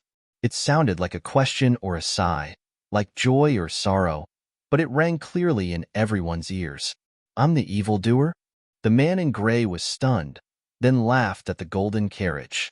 If it's not you, who is it? And who are you? The other party sneered. Someone who's about to die doesn't deserve to ask. Gong Yimo was amused. Then are you here to fight with me? Princess, you can't. Before the man could speak, the leader said nervously, today is an auspicious day. You can't show yourself until you arrive at the heaven-seeking platform. The man in gray laughed again, even raising his eyebrows in disdain and swinging the rusted sword in his hand. Auspicious day? I think it's the death anniversary. His words silenced the golden carriage. He thought that he had scared the other party and was very proud. But the people beside the carriage heard a rustling sound from inside the carriage, as if the princess was tired of lying down and changed her position unhurriedly. Do you know? There was a trace of mockery in the lazy voice as she snorted coldly. Those who wanted to kill me all died in the end.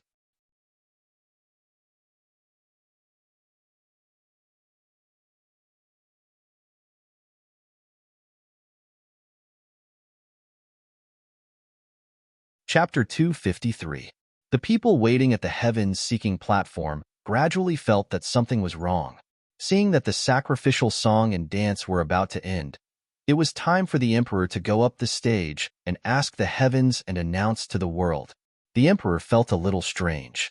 Logically speaking, the guards of honor should have arrived by now. He was about to call someone to take a look, but the MC was already singing loudly, "Welcome your majesty to the heavens-seeking platform." When the people heard this, they all knelt down. The heavens-seeking platform was very complicated, but the main purpose was actually very simple. It was to ask the heavens whether it was appropriate for him to confer Gong Yimo the title of Feng Gue Rongji Princess. As long as there was no bad omen, it was considered over, and the heavens would not really give any warning. So this segment was just a formality.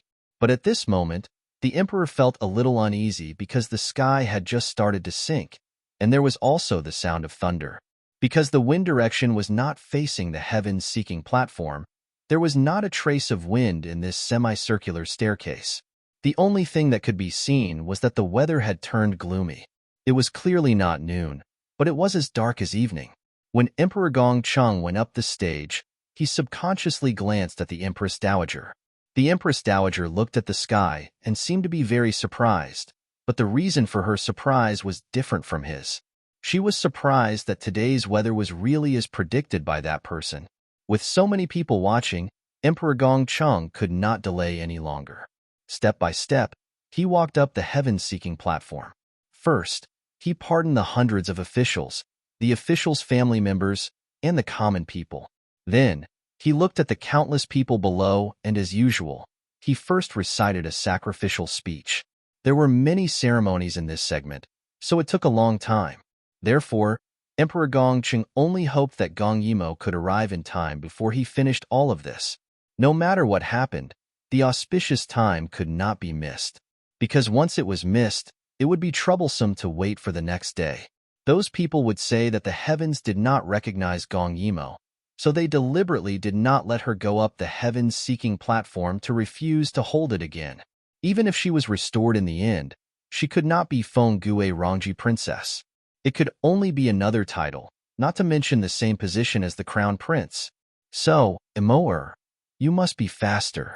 At this time, Gong Dai and the other princes and princesses were standing at the bottom of the heavens-seeking platform, but they did not see the figures of the honor guard for a long time.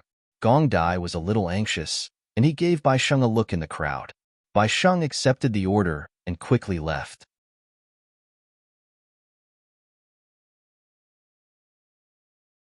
On the other side, Gong Yimo's arrogance made the gray-robed man very angry. He had painstakingly practiced martial arts for more than 40 years. It was the first time he had been ridiculed by a little girl like this. Before he came, he had heard from others that Gong Yimo's martial arts were not bad. However, in his heart, he felt that no matter how good she was only 17. How much real ability could she have? Gong Yimo did not care about the obstruction of the officials. With a flash of her sword, the golden silk curtain in front of her was cut in half by her sword. In the end, he still broke the taboo and stood in front of the world. Her casual and reserved temperament caused the gray-clothed man to become serious for a moment. Following that, Gong Yimo jumped down from the sedan and landed lightly on the ground. Her hand twirled with a sword flower. She was dressed in a luxurious brocade robe with a tall golden crown.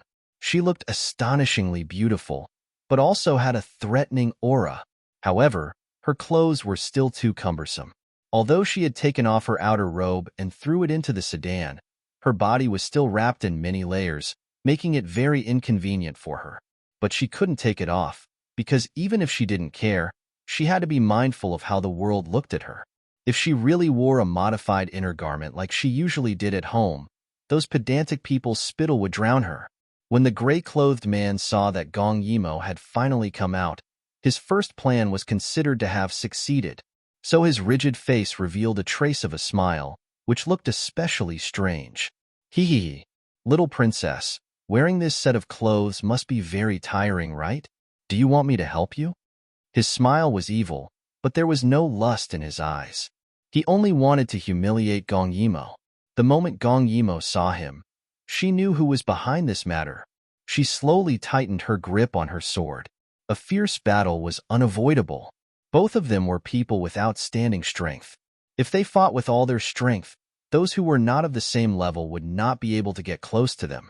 When Bai Sheng saw this situation, he knew that things were bad and hurriedly ran back to the heaven-seeking platform.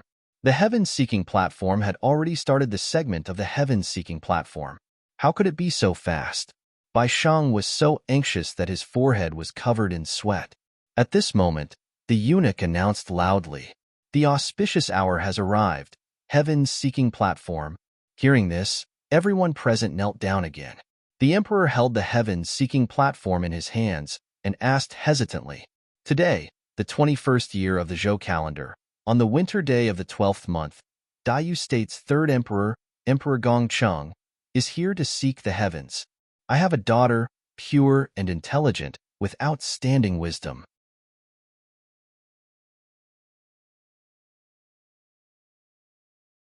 She has meritorious service to the Daiyu State and the people. She has a broad mind and can take on heavy responsibilities. I hereby grant her the title of Crown Prince. Her title is Fenggue Rongji." When he said this, it should be a coincidence. The sky suddenly flashed and a muffled sound of thunder was heard. It was as if the heavens had heard it and made a sound of displeasure. Emperor Gongcheng gritted his teeth and said the last sentence, "Seeking the heavens and earth, the people of the world, heaven-seeking platform." When the last few words were said, suddenly, a bolt of lightning lit up half the sky. The flashes of lightning seemed to be right in front of him. It caused many of the officials' family members to cry out in alarm. Before Emperor Gongcheng could say anything to remedy the situation, the sound of thunder shook the heavens and earth. Emperor Gongcheng's face sank as he looked at the sky seriously. At this moment, the Empress Dowager laughed proudly. "Emperor, have you received the heavens' edict?" When the officials heard this, their faces turned ugly. At this time, people more or less believed in such things. It was clearly an auspicious day, but the princess's coronation ceremony happened on this day. Moreover, the auspicious hour had arrived, but the princess's guards of honor had not arrived.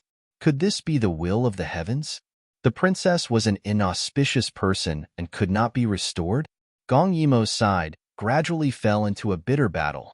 When experts exchanged blows, there was a difference of a hair's breadth.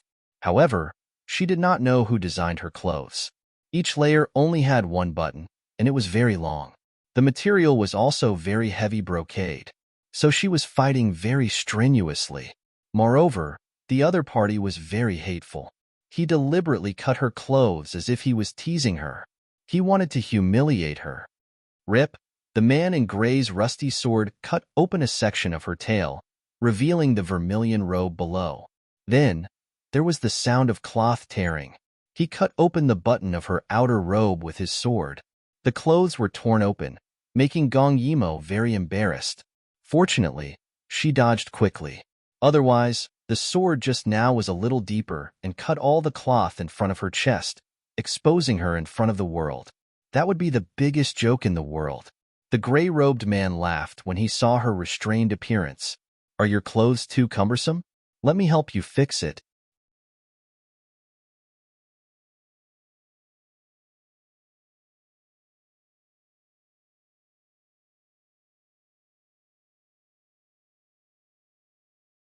Chapter 254. At this time, Gong Chung stood on the heaven-seeking platform and looked at the end of the street. He wanted to see Captain Gong's figure appear at the end, but there was no one. Where was Immerse stopped? Seeing that the emperor did not give an order and still wanted to buy time for Gong Yimo, the Empress Dowager could not stand it anymore and said gloomily, "The auspicious time has arrived. If Gong Yimo still does not appear, it is equivalent to giving up the coronation ceremony. Does your majesty want so many people to wait for her here? Gong Yimo really has a lot of face." Hearing this, Gong Chung looked at the sky. Ignoring the ugly expressions of the officials, he said slowly and firmly, "The auspicious time is too much. Immerse may not be unable to make it." After all, these 2 hours were the auspicious time. He did not believe that even if Immerse was entangled with something, 2 hours was enough for her to solve the problem. Hearing this, the Empress Dowager's face was as gloomy as the sky, mixed with thunder and lightning from time to time. "Even if I am willing to wait, Your Majesty, you have to consider the opinions of the officials, right? Even if you can put aside the political affairs for Gong Yimo, these officials have a lot of things in their hands. They are already giving Gong Yimo face by attending the ceremony. But Gong Yimo did not keep the appointment, and so many people have to suffer because of her?" Saying this, she pointed to the sky again. "Even if you don't listen to me, don't you understand the meaning of God? Gong Yimo is an inauspicious person, and her return will bring disaster to the country. So today is clearly an auspicious day, but because of her, God is angry and sent a vision. Emperor, you are so muddle-headed that you still favor this woman." Because the venue was semicircular, her voice reverberated throughout the hall. Many people could hear her. Some of the ministers, as the Empress Dowager had said, were worried about Gong Yimo's appearance because of the heavenly phenomenon. They hoped that she wouldn't appear. Rip! There were a few sounds of cloth tearing, and the brocade fluttered in the air. Accompanied by the deliberately obscene laughter of the man in gray, Gong Yimo looked like she was being molested in front of everyone. This made many people unable to stand it. The people who were hiding in the dark felt distressed and angry when they saw this scene. But there were also many old scholars who felt that it was unsightly and left angrily. Many imperial guards wanted to help, but Gong Yimo and the man in gray were too powerful. Even if they interfered, it would only be more of a hindrance. At this moment, there was a muffled sound. Gong Yimo's pure gold crown was sliced off by the gray-robed man's sword. It flew in an arc in the air and fell to the ground. She turned her body, and her hair was torn with the wind. Her clothes had become tattered and tattered, hanging on her body like rags.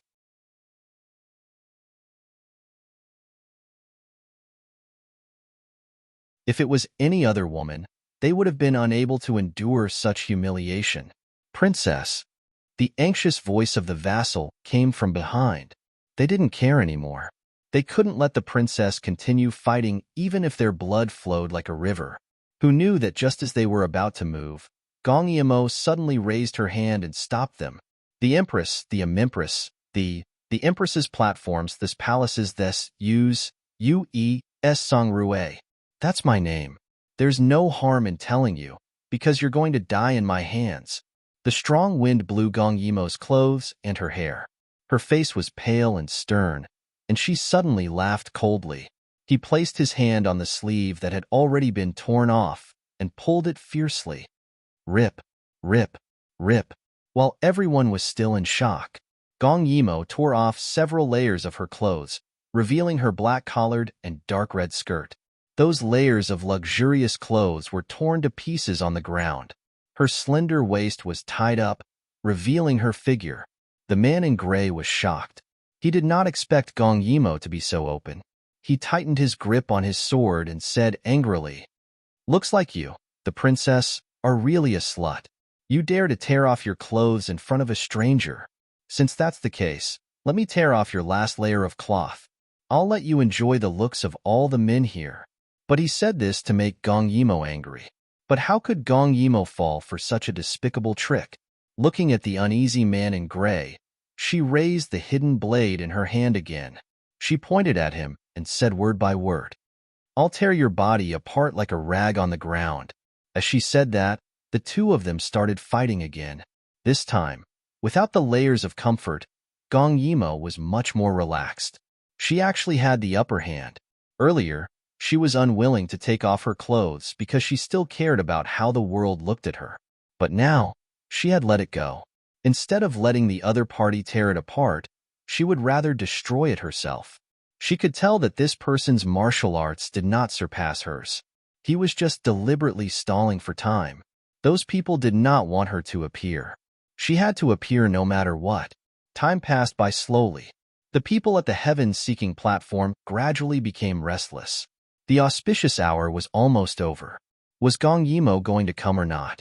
At this time, after the ministers discussed, someone spoke. "Your Majesty, Gong Yimo delayed the auspicious hour and is an unknown person. The heavens will not tolerate it. Therefore, the heavens sent a strange sign and the weather changed. Therefore, we beseech your Majesty to follow the will of the heavens and cancel this ceremony, to avoid the wrath of the heavens and disaster." Following that, many ministers followed suit and shouted, "The heavens are strange.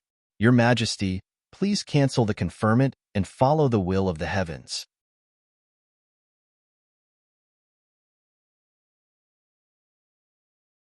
At this time, when more people heard that the heavens were dissatisfied with Gong Yimo, they knelt down in fear and their voices shook the heavens and earth. "Your Majesty, please cancel the conferment and follow the will of the heavens." Emperor Cheng, who was standing on the high platform, could not help but take a few steps back. He looked at the crowd and then looked at the end of the street again. There was still no figure. At this moment, he really felt disheartened. He really felt that this was the will of the heavens. At this time, a cold voice suddenly sounded. "The heavens are strange. Is it because of royal sister?" "I don't think so." Bai Sheng ran over from somewhere. He was panting as he carried a large pile of documents in his arms and followed behind Gong Dai. Gong Dai walked up to the heaven-seeking platform step by step. His intervention made everyone's voices lower. They did not forget how terrifying Gong Dai was. They did not want to open their mouths at this time and let him bear a grudge. Anyway, the truth was the truth. They did not believe that Gong Dai would be able to say anything. Gong Dai took the last step on the platform and bowed to the emperor. "Imperial Father, please be clear. On such an auspicious day, the heavens sent a strange sign. There is indeed a ghost. But whether this ghost is because of royal sister or some other evil spirit, Imperial Father will know with one look." Bai Shang quickly handed over the things in his hands for the emperor to read. While the emperor was reading, Gong Dai slowly turned around. At this time, although there was no wind, his black hair and robe fluttered due to the leakage of internal energy from his body. That murderous look in his eyes was like that of the king of hell. Everywhere he went, there was silence.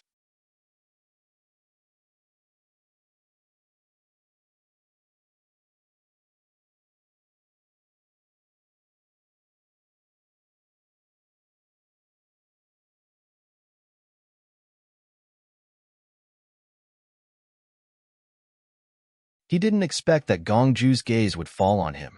Sir Fu Lu, rank 3 Guanglu. Gong Dai's eyes were cold as he spoke word by word, as if he was reciting something.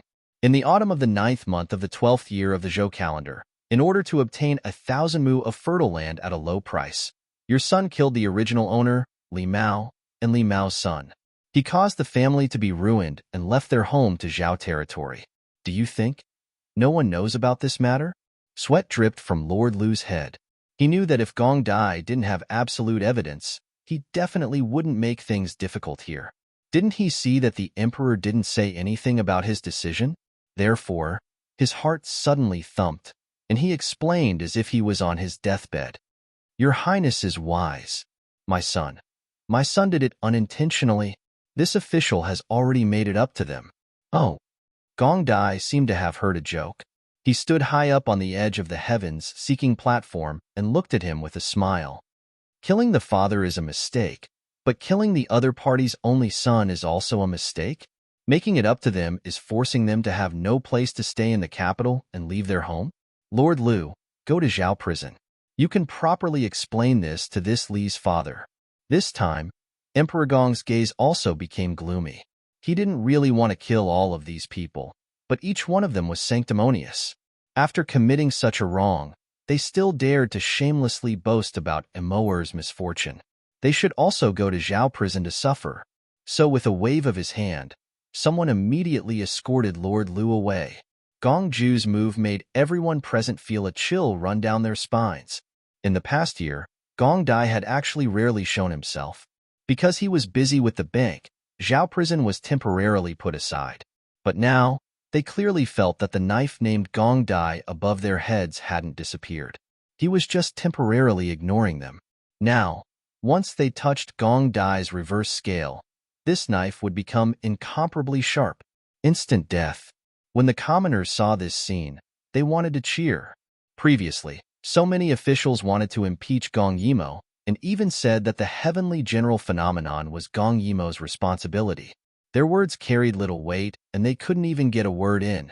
But now, seeing those majestic and awe-inspiring officials being dragged away one by one, they only felt relieved in their hearts. They weren't so afraid of Gong Dai anymore. They even felt that he was the true impartial person. Although his methods were a little intense, it was fine as long as it was effective. Gong Dai was silent for a moment. Many people were hoping that Gong Dai would stop, hoping that he was just dissatisfied with them targeting Gong Yimo and punishing them to warn the others. Now, they knew that they were wrong. Today, they would wait here for a day.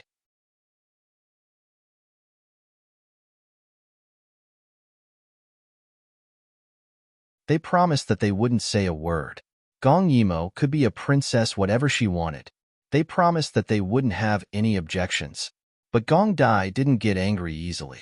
Once he got angry, how could he be appeased so easily? Punishing people to warn the others, only his soft-hearted royal sister would do such a thing.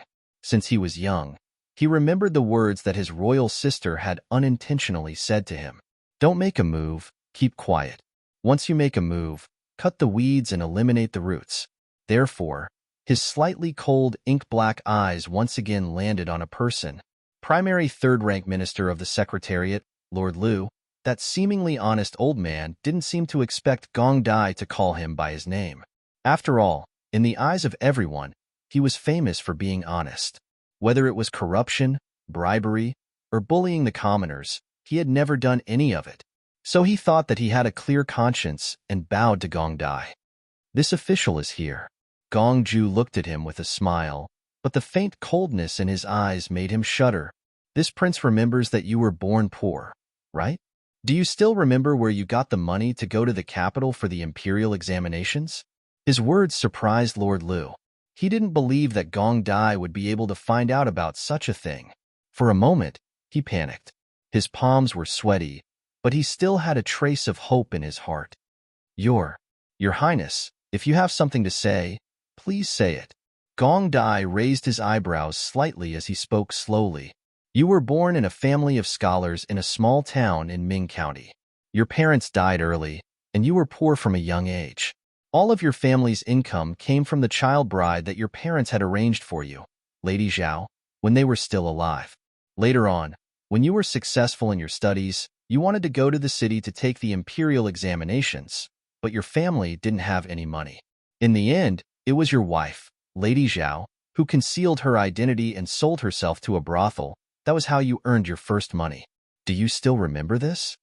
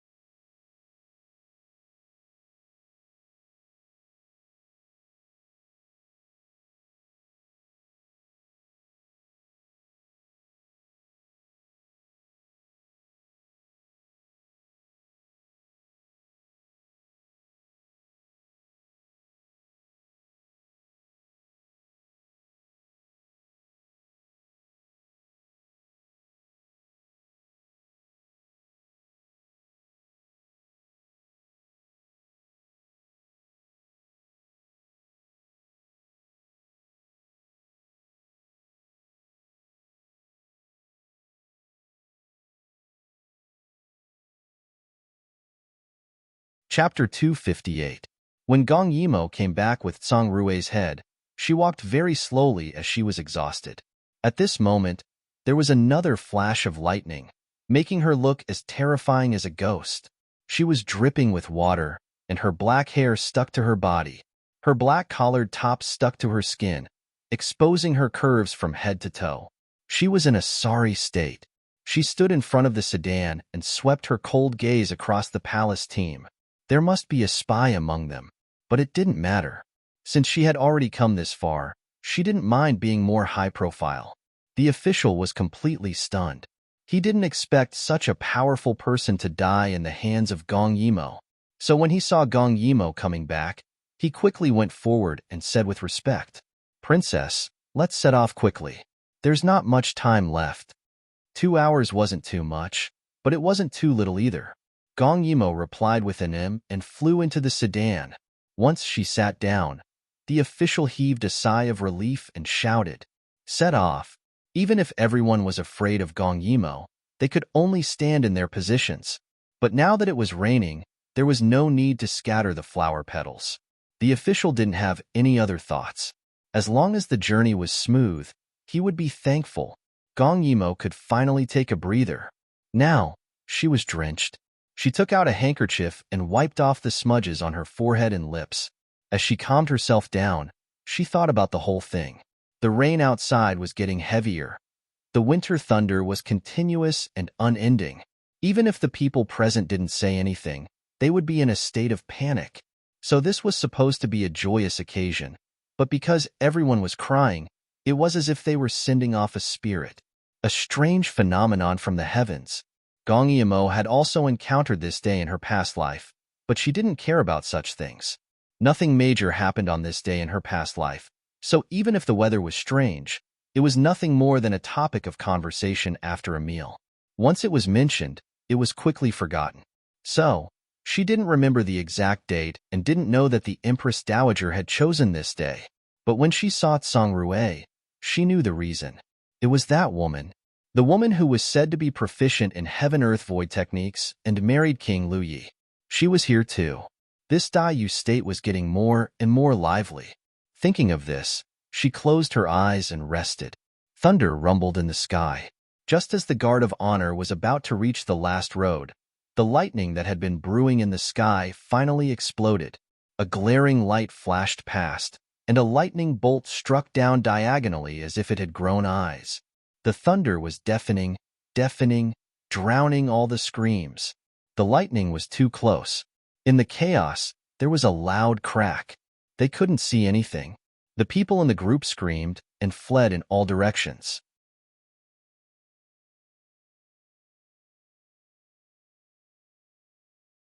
The Imperial Guards could not control the situation and the scene was in chaos.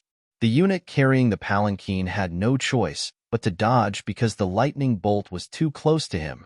The sedans to the chairs, twos to the chair. This, ants, S's to the chair, two, to the chair. The golden lotus-shaped sedan chair fell to the ground with a bang, stirring up a cloud of dust.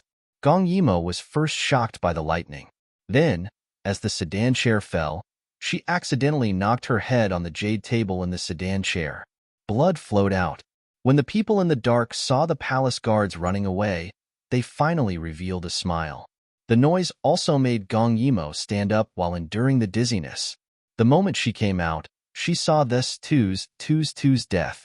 Hers body was charred, and this too was also burned. Gong Yimo's sharp eyes suddenly noticed that after this too was split open, the pillar was shaped like a needle. It was made of pure metal. So they had made this too pointed. It was to attract lightning?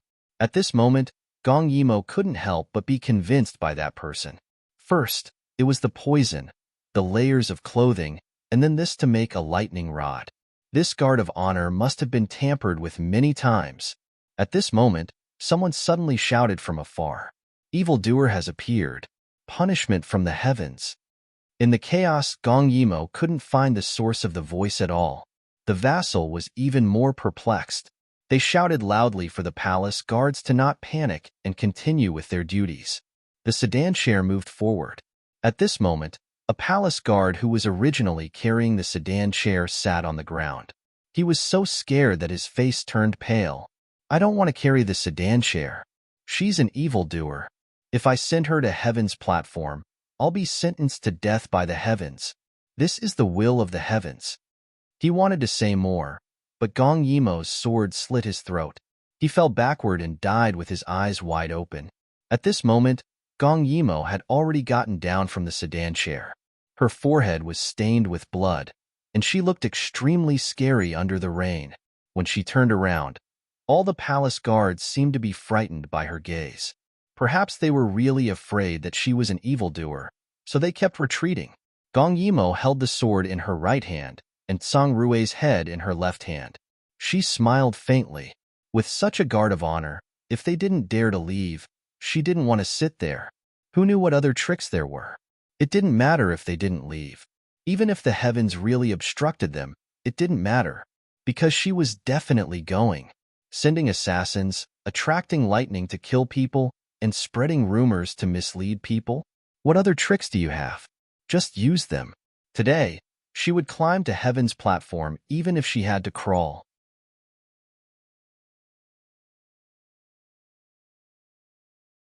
Seeing Gong Yimo turn around and leave, the officials and imperial guards were stunned. Princess, wait, you can't go without a guard of honor. The officials hurriedly shouted. Without a guard of honor, it was not legitimate. She would definitely be criticized by the officials. Even if she ascended to heaven's platform, they would not admit it. But no matter how much he shouted, Gong Yimo had already run far away. At this moment, many commoners poked their heads out with complicated expressions.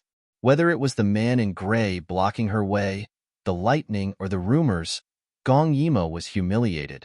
But she still killed the man. Even if the heavens blocked her way and spread rumors, she did not give in. Not to mention a woman. Even a normal man would not be able to take it when faced with such a series of setbacks and being called a demon by others. But not only did Gong Yimo withstand it, she even went against the flow time and time again. Even now, she was defying the heavens. Such a woman, was she really an evildoer? Many people had this question in their hearts. If such an indomitable and unyielding woman was an evildoer, then what were the others? Bedbugs? Many commoners went out with umbrellas. They also wanted to go to heaven's platform to take a look.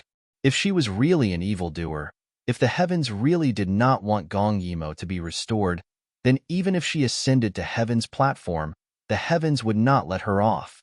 So they all wanted to see the results of today's coronation ceremony.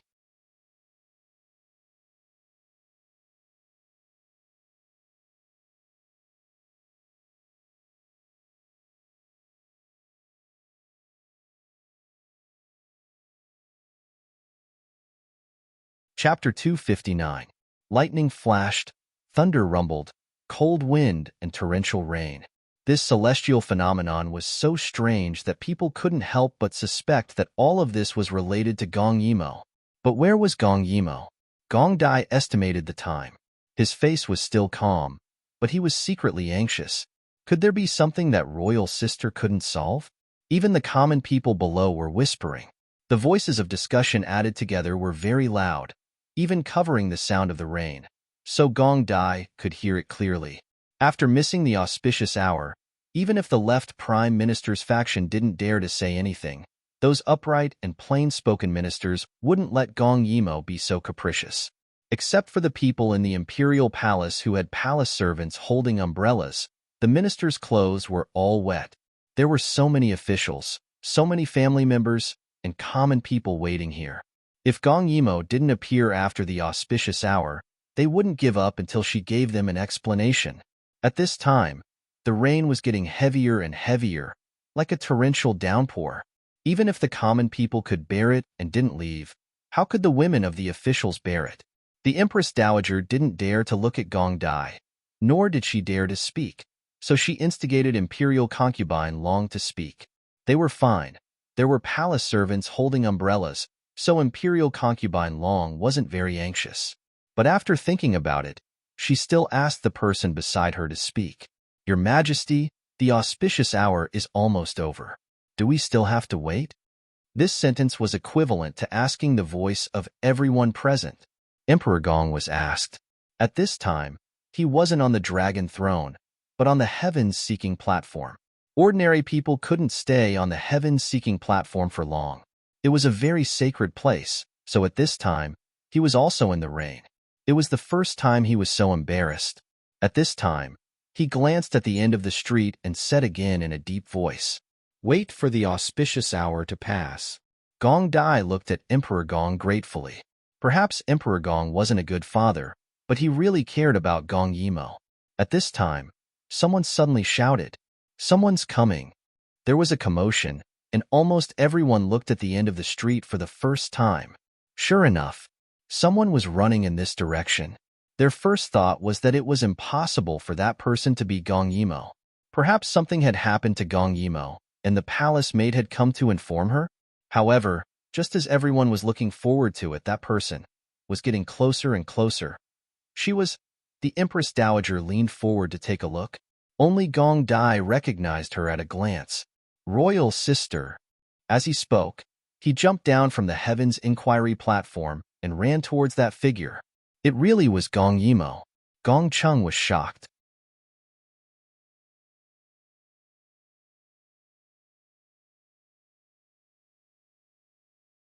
When she got closer, Gong Chung couldn't believe his eyes. Where are the guards of honor? What about the imperial army? Where's the crown? Where was the court uniform? Gong Chung couldn't believe that Gong Yimo was only wearing undergarments and her hair was disheveled. What was she holding in her hand? It looked like a human head. When Gong Yimo came closer, many people were shocked to find that not only was her clothes disheveled, but she was also holding a human head in her hand. Royal sister.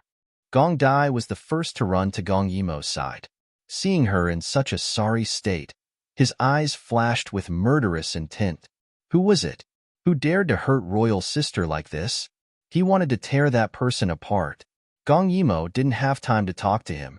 She had already run to the bottom of the Heavens Inquiry platform.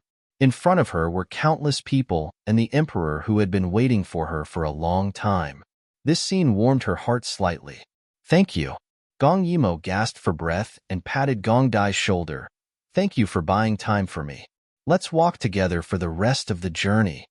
As she spoke, she stretched out her hand to Gong Dai.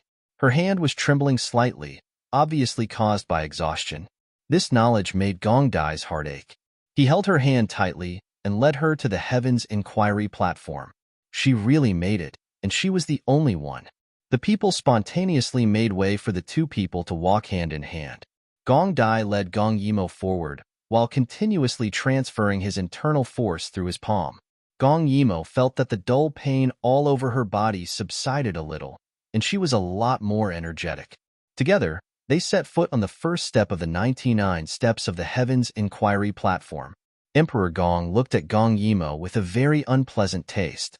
Who was it, and what could make her so embarrassed? Emperor Gong didn't understand, but her stubborn little face was full of determination. Even if she was in a sorry state, she was still the most dazzling person in the world. When she stepped on the last step, she took a deep breath and then knelt down in front of Emperor Gong. "Father, this son came late." Not late, not late." Emperor Gong's heart ached when she knelt down, and he quickly helped her up. "The auspicious time hasn't passed. Everything is not late." At this time, the people came one after another with umbrellas. They all wanted to see today's inquiry platform, whether the heavens didn't let Gong Yimo go, or Gong Yimo can really go against the heavens. "Dare I ask the princess, where is your honor guard? Where is the court uniform? Why did you come alone and so late? It's simply improper." A minister of the Qing school stood up. He was very upright and plain-spoken, and was not afraid of being suppressed by Gong Dai. Gong Yimo let go of Emperor Gong's hand and walked a few steps towards the edge of the inquiry platform. Then, she raised the head in her hand.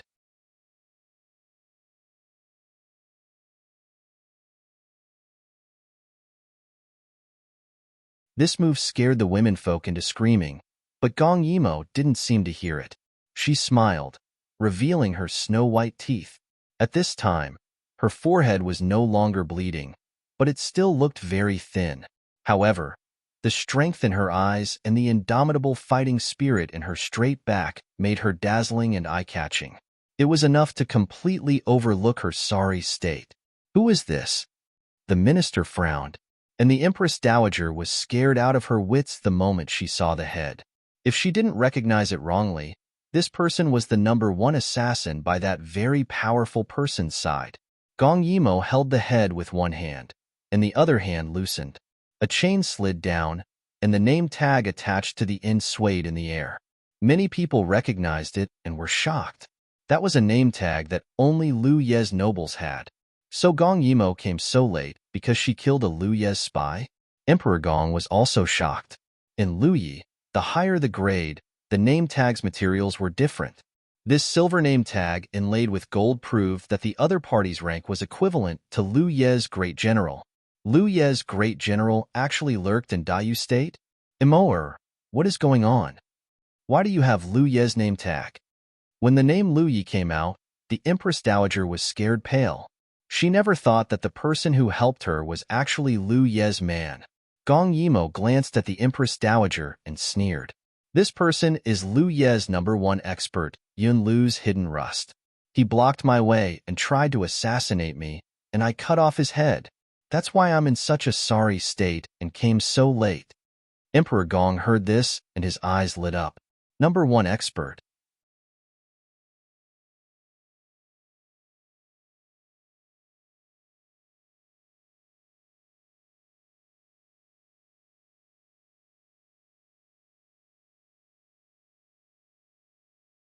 Chapter 260. Yes. Good. Emperor Gong suddenly laughed. You are indeed my daughter. The Empress Dowager was frightened. She thought of something and did not dare to speak again. However, Imperial concubine Long could not bear to see Gong Yimo being so glorious. She whispered, on such a joyous day, blood is spilled, and this bloody head is brought to the heavens inquiry platform. I am afraid the heavens will be angry. At this time, a thunder sounded, as if a good show was in response to her words. What a coincidence! Gong Yimo looked at the sky, then looked at the crowd and smiled fearlessly. As the Princess of Dayu State, I can get rid of a disaster for Dayu State on the first day of the conferment. Even the heavens will cheer for me. However, as soon as she finished speaking, the rain seemed to have lessened a lot, but the thunder suddenly became more intense. The dense clouds and the brewing lightning caused fear in people's hearts. Only Gong Yimo could stand there with a clear conscience and not be afraid. Even Emperor Gong, who was standing on the stage, was a little suspicious. Did he do something to make the heavens angry? Let's begin. Seeing that everyone was convinced by Gong Yimo's fearless expression, Emperor Gong was afraid that the weather would change again, so he urged in a low voice. Everything else could be discussed later, but the conferment must begin quickly. Otherwise, the auspicious hour would be over soon. Gong Yimo naturally knew the importance of the matter. She placed Song Rui's head on the only altar in the center of the platform, knelt on one knee, and swore loudly. I, Gong Yimo, swear here. Her every word was clear and slow. Her expression was solemn in the intertwining thunder. She swore, in my lifetime, I will be loyal to the country and love the country. I will regard the honor of the country as my personal honor. I will regard the worries of the people as my personal worries. Even as a woman, I will put the country first, and the emperor next, and myself last. I will take the world as my responsibility to bring peace to the world. I will sacrifice the blood of Liu Ye as a sacrifice to the heavens. If there is any violation, the heavens will punish me and the earth will destroy me. Gong Yimo's oath seemed to have some kind of mysterious power that made the thunder in the sky go crazy, and the sky turned purple. But at this time, no one cared about the sound of thunder. They were all shocked by her oath. That small body seemed to have an endless amount of power, open and aboveboard, unafraid of heaven's wrath, unafraid of God's punishment. Everyone was deeply affected, and boundless lofty sentiments were born in their chests. Good. Good. All right. Gong Chung used the word good 3 times in a row. At this time, just as he was about to ask Wen Tian to continue, someone below shouted with inner energy. What's the point of being so dignified?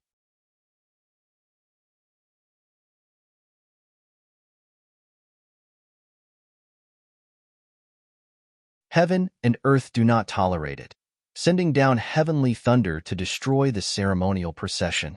Do you think that a few words can cover it up? Gong Dai's eyes immediately locked onto the crowd, but there were too many people below, and it was raining. Other than being able to lock onto the direction, he couldn't find out who that person was. Sending down heavenly thunder to destroy the ceremonial procession? What was going on? At this time, the Imperial Guards also arrived, but they had a good impression of Gong Yimo, so they didn't speak carelessly. Many people who were here from the beginning didn't know, but later on, the people couldn't help but tell them that the reason why Gong Yimo came to the heaven-seeking platform alone was because her ceremonial procession was struck by lightning. The people's hearts were in chaos, and no one dared to send her here. Like this, 1 spread to 10, 10 spread to 100, and many people looked at Gong Yimo with a subtle expression. Coupled with the increasingly frightening lightning in the sky, it was hard for them not to believe it. Heaven really doesn't like Gong Yimo? Is Gong Yimo really a demon? Everyone was doubtful in their hearts. At this time, Gong Yimo suddenly smiled. She stood up, slowly turned around, and looked at Wan Min. She was clearly wearing the most simple and crude robes. Her hair was clearly disheveled, and her forehead was broken. But the moment she turned around, there seemed to be a kind of king's prestige that made everyone shut their mouths. They looked at her, but didn't dare to look at her. Heaven doesn't like me? Gong Yimo smiled. At this time, the rain had almost stopped, but the thunder was getting louder, like a thunder dragon turning over, tearing the sky apart. Under such circumstances, her voice was still able to transmit her emotions to everyone's ears. Everyone was afraid of Heaven's anger and wanted to run away, but at the same time, they were shocked by her imposing aura and stood rooted to the ground, their hearts trembling. She raised her head and smiled at the sky. Her eyes were filled with undisguised murderous intent. That murderous intent that seemed to have a substance that could reach the sky made everyone present feel like they were hearing the cries of resentful ghosts.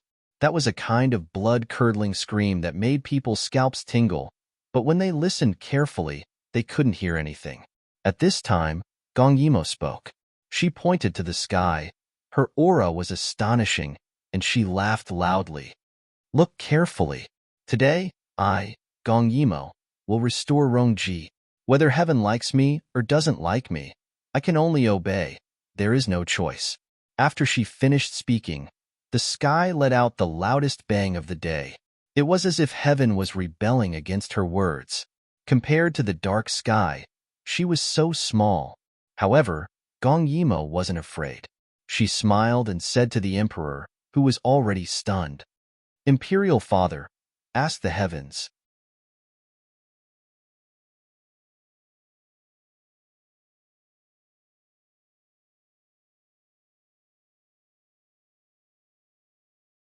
Emperor Gong was really frightened. When Gong Yimo pointed to the sky and said that sentence, the arrogance and domineering aura around her, and her calm and casual attitude, all made him want to submit to her. So when he heard Gong Yimo's words, he almost subconsciously obeyed and repeated what he said before. At this time, the rain had completely stopped, but the heavenly thunder seemed to be close at hand. Blue and purple flashed and kept exploding. It was as if heaven was making its final resistance and roar. Such a rare and terrible scene made him stand on the heavens-seeking platform and speak with an undetectable tremble. Today, in the winter of the 12th month of the 21st year of the Zhou calendar, the third emperor of Daiyu State, Emperor Gongcheng, is here to ask the heavens. I have a daughter, pure and intelligent, with outstanding wisdom. She has contributed to Daiyu State and the people. She has a broad mind and can bear heavy responsibilities. I specially grant her the same position as the crown prince, and specially confer upon her the title of Feng Gue Rongji. At this point, he said with some apprehension, ask the heavens and earth, tell the people, ask for heaven's instructions. Ask for heaven's instructions? At this time, Gong Dai, who was standing at the side, knelt down and said seriously. When he knelt down, All the imperial guards knelt down in unison. Ask for heaven's instructions. Because Gong Dai had a good impression of punishing the evil people, many people who still believed in Gong Yimo couldn't help but kneel down piously. When the officials saw Gong Dai kneel, they didn't dare to not kneel. So at this moment, everyone knelt on the heaven-seeking platform. Ask for heaven's instructions. This overwhelming call for heaven's instructions resounded throughout the imperial city, making everyone's hearts tremble. They were in awe. However, Gong Yimo didn't kneel. She looked at the sky and smiled triumphantly. Originally, she should have knelt down, but at this time, she only said one sentence. Today, I, Gong Yimo, am restored. Ask for heaven's blessings. Give me an auspicious omen. Her words stunned everyone, and they all looked up. But when they looked up, what did they see? They saw the sound of thunder suddenly disappear, and the dark clouds receded like the tide. Following that, a ray of light shone down, and the clouds seemed to break apart. In an instant, tens of thousands of rays of light pierced through. Heaven was showing its power.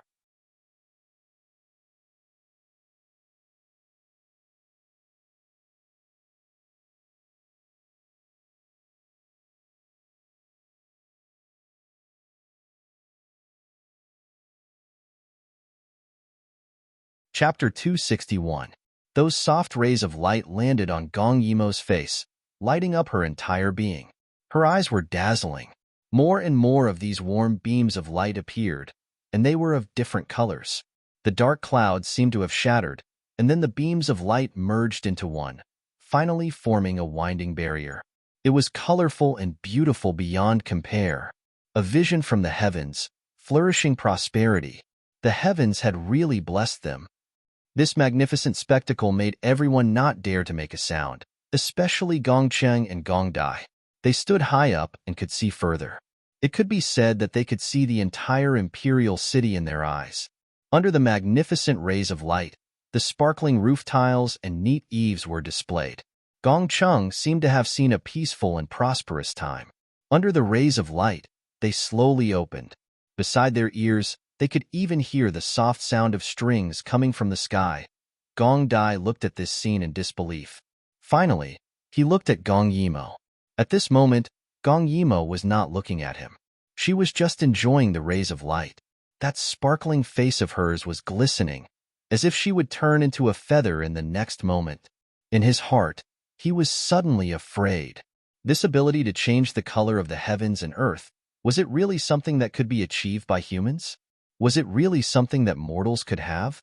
If she couldn't, would his royal sister appear like this one day, and then suddenly disappear? No, he could not allow this to happen. Gong Yimo saw that everyone was stunned and finally felt relieved. In her previous life, when the vision from the heavens descended, although she did not care, she still heard the idle chatter of people. The general idea was that the sky was originally covered with dark clouds and thunder, but after the rain stopped, in just a moment, thousands of rays of light burst out. It was a pity that the magnificent rays of light only appeared for a moment before it was gradually replaced by the sun. Therefore, in her previous life, Gong Yimo missed it and did not see the magnificent scene that they were talking about. But this time, she did not miss it. She watched as the rays of light gradually faded and were gradually replaced by the sun. This magnificent world was as clean and fresh as if it had been washed clean. She took a deep breath and sighed. Then, a strange smile appeared on her face. Sure enough, it was an auspicious day that was hard to come by in 100 years. That woman was probably going to explode from anger. So what if she was proficient in heaven-earth profound techniques? Could it be compared to her, the reborn prophet? Ha ha ha ha. She finally couldn't hold back her pride and laughed loudly. When she smiled, everyone seemed to wake up from a dream. Now that the sky had cleared up, everything that happened just now seemed like a dream.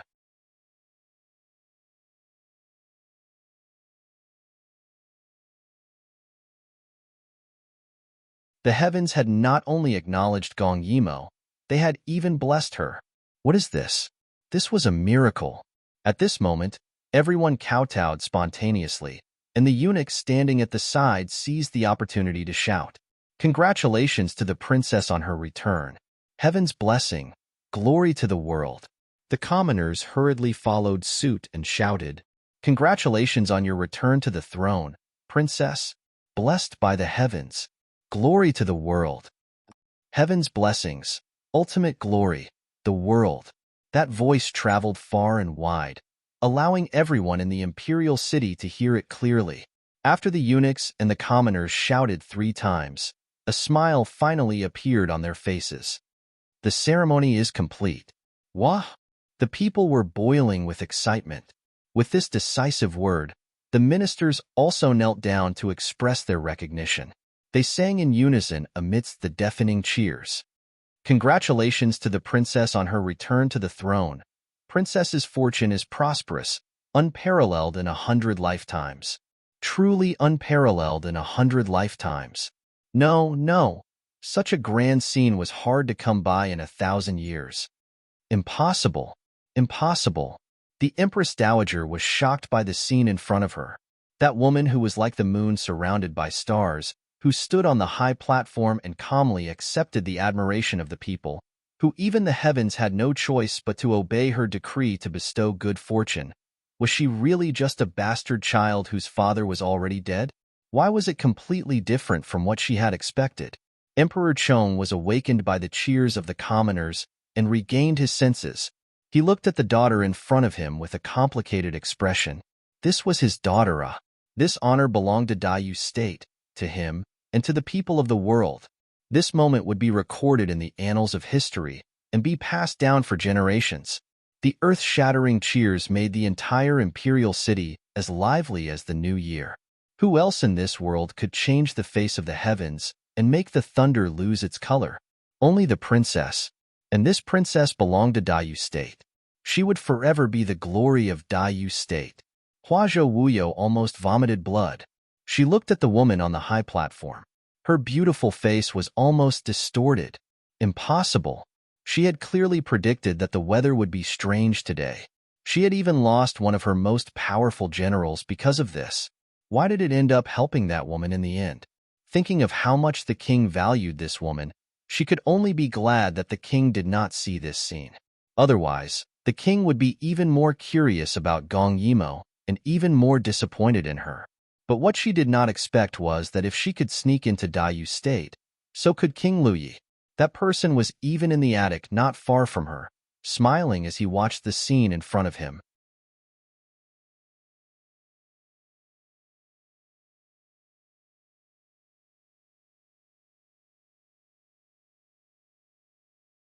That pair of deep, eagle-like eyes were filled with interest. His eyes were actually that kind of blue that was tinged with purple, like the most beautiful gemstones in the world. It was impossible to take one's eyes off them. Interesting. This Dayu State was really getting more and more interesting. Compared to Gong Yimo, their Lu Ye's goddess Huazhou, who had been praised to the heavens by those people, was not even worth mentioning. How interesting would the expressions on those people's faces be if they knew? King Luyi stared at that woman and thought to himself. Gong Yimo seemed to sense something and raised her head. Their gazes clearly did not meet, but they seemed to have collided intensely. This made Gong Yimo frown slightly. Who was spying on her? King Luyi was even more surprised. His handsome face was hidden in the shadows. The corners of his mouth curled up slightly, revealing a provocative smile. What a powerful woman. She was like a wolf in the grasslands or an eagle in the sky. No one could be careless in the slightest. The following process was very smooth. The officials congratulated Gong Yimo, the emperor and empress gave their blessings, and the emperor, who was extremely happy, waved his brush and added a secondary title, Gu Guo, to her title. This was not the end. The empress also gave her a secondary title, which was the word. Gong Yimo was ranked 7th, but with the word D, she was ranked 1st among the princesses. Her complete title became Feng Gue Rong Ji Guguo Princess. She enjoyed the crown prince's consecration, and her status was equivalent to that of the crown princess. This was something that the officials did not expect. Normally, a princess title would only have 2 words, and the empress would have 4 words. However, Gong Yimo was the first princess to have a title with 7 words since the founding of Dayu State. Her high status was capped with one step. Amidst this shocking honor, the crowning ceremony, which had been bustling for the entire morning, finally came to an end amidst cheers.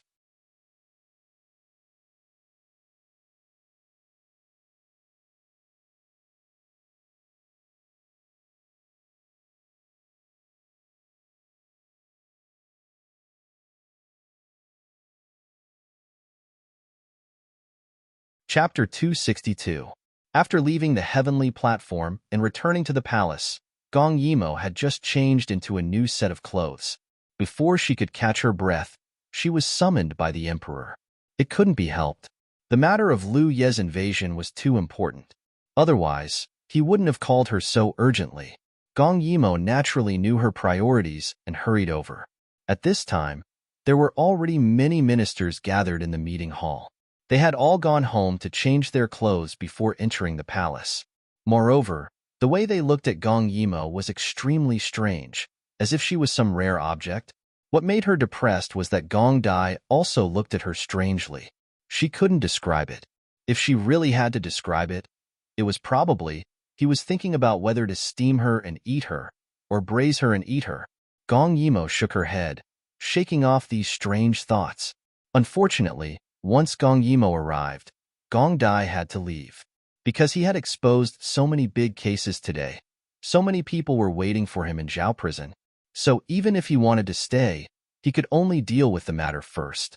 What he didn't know was that once he left, Gong Yimo felt her body lighten, as if some alarm had been lifted.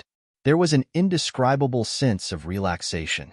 Emperor Gong waved at her. Come to Zhen's side.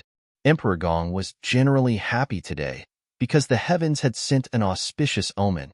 This proved that Dayu State would only get better and better. Because Gong Yimo, she was someone recognized by the heavens. Gong Yimo obediently sat on the seat beside him, looking like an obedient child. Where was the viciousness she had on the heavenly platform? No matter how you looked at her, she was a beautiful and luxurious princess. Gong Cheng was very satisfied with her and asked with a smile, "Imoer, do you know the background of the person you killed?" Gong Yimo's expression became slightly more serious. That person called himself Zhang Shou. I've heard of him when I was in Yuheng. His martial arts are very good, and he is highly regarded by King Liu Yi.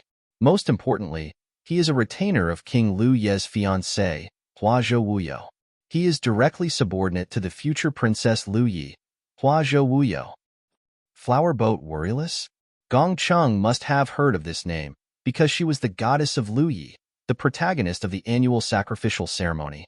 Suddenly, Gong Cheng thought of something and his eyes lit up.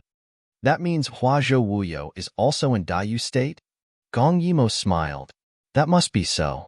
Because Zhang Xiu never leaves her side, the possibility of her being in Dayu State is very high. Gong Cheng was a little moved. If he could capture Liu Ye's fiancée, then it would be a very good bargaining chip for the next matter. What's next? Naturally, it's the matter of the bank. Gong Cheng had already decided to let Dayu State and Yuheng trade, and unify the currency and banknotes.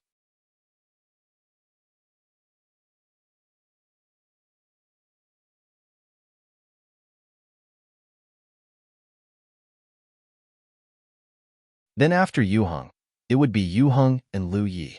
After all, as long as the country's door is open, it's impossible to close the door to others. Therefore, this idea appeared when he decided to trade with Yuheng. But how to trade with the other two countries? Let's not talk about Yuqi first, because Yuqi's internal problems were endless. The puppet emperor colluded with General Jadeface to fight against Empress Dowager Yuqi. Such a chaotic matter, Gong Cheng did not want to interfere. Liu Yi was also very troublesome. The current king of Liu Yi was different from the previous ancestors. Not only was his martial arts good, but his intelligence was also outstanding. After he took the throne, he made a lot of changes, and the country's strength had obviously increased. Speaking of this king of Liu Yi, although he had only been on the throne for a short 2 years, he was still very famous. Moreover, Gong Yimo and Gong Dai played a big part in his success. The previous king of Liu Yi was very pitiful. He was the brother of the current king of Lu Yi. Originally, it was not easy to secretly plot to attack Daiyu State and gather 200,000 troops, but it was ruined by Gong Dai alone. Later, he wanted to find Yuheng to pass through, but it was ruined by Gong Yimo. The successive failures caused him to lose the support of the people. In the end, he was easily defeated by his own brother, and he did not even know how he died. Therefore, the current king of Lu Yi was quite scary. He took the throne through a rebellion, but was able to win the hearts of the people in just 2 years. It could be seen that his methods were impressive.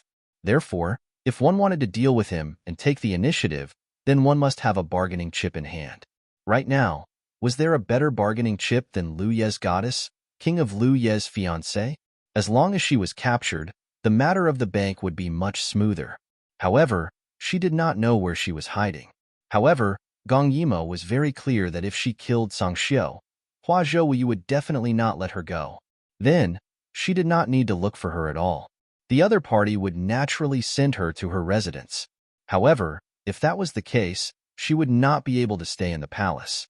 After losing an expert like Song Xiu, it would be impossible for the other party to infiltrate the palace.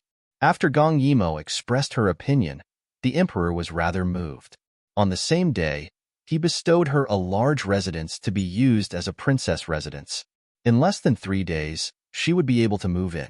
After achieving her goal, Gong Yimo left in satisfaction. She did not want to continue living in the palace. She was not interested in dealing with those women. However, what she did not expect was that during these 3 days, Emperor Gong did not remain idle. Not only did he reward her with countless gold, silver, and jewels to decorate her residence, he also issued a secret decree. The general idea was,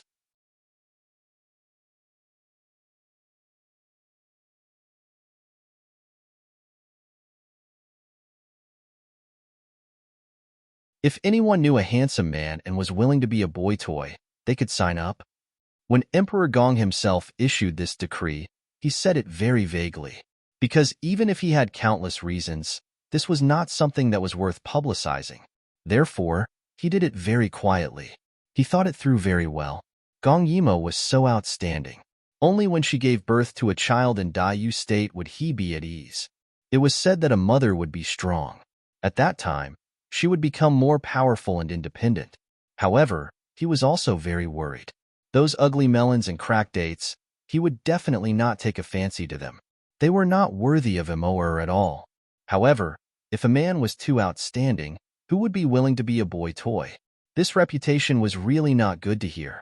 Therefore, he thought for a while and issued another decree. That was, once selected, those with talent could still enter the imperial court as an official. However, as long as Gong Yimo did not abandon them, they would not be able to marry a wife. In their lifetime, they could only have one woman, Gong Yimo. After considering this, he waited for the news with a heart full of apprehension. Who knew that the next day, memorials to the imperial court filled up the entire imperial court? This is? Even someone as powerful as Emperor Gong was frightened by the scene in front of him. Were these memorials to impeach him, or what? Changshi snickered at the side. Your Majesty, these are all memorials to the imperial court. Many people are waiting for your Majesty to choose. Everyone is looking forward to it. In just one morning, this servant has received several hundred taels of silver for spying. Emperor Gong was still unable to react. You mean, there are many people who want to be Immerse's boy toy? These people, all of them are self-recommended? This is too scary. Has the world changed?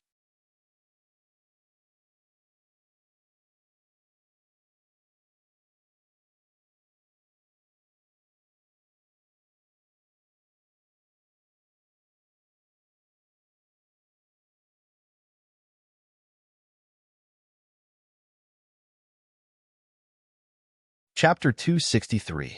Changshi laughed again. Your Majesty, you're underestimating Her Royal Highness too much.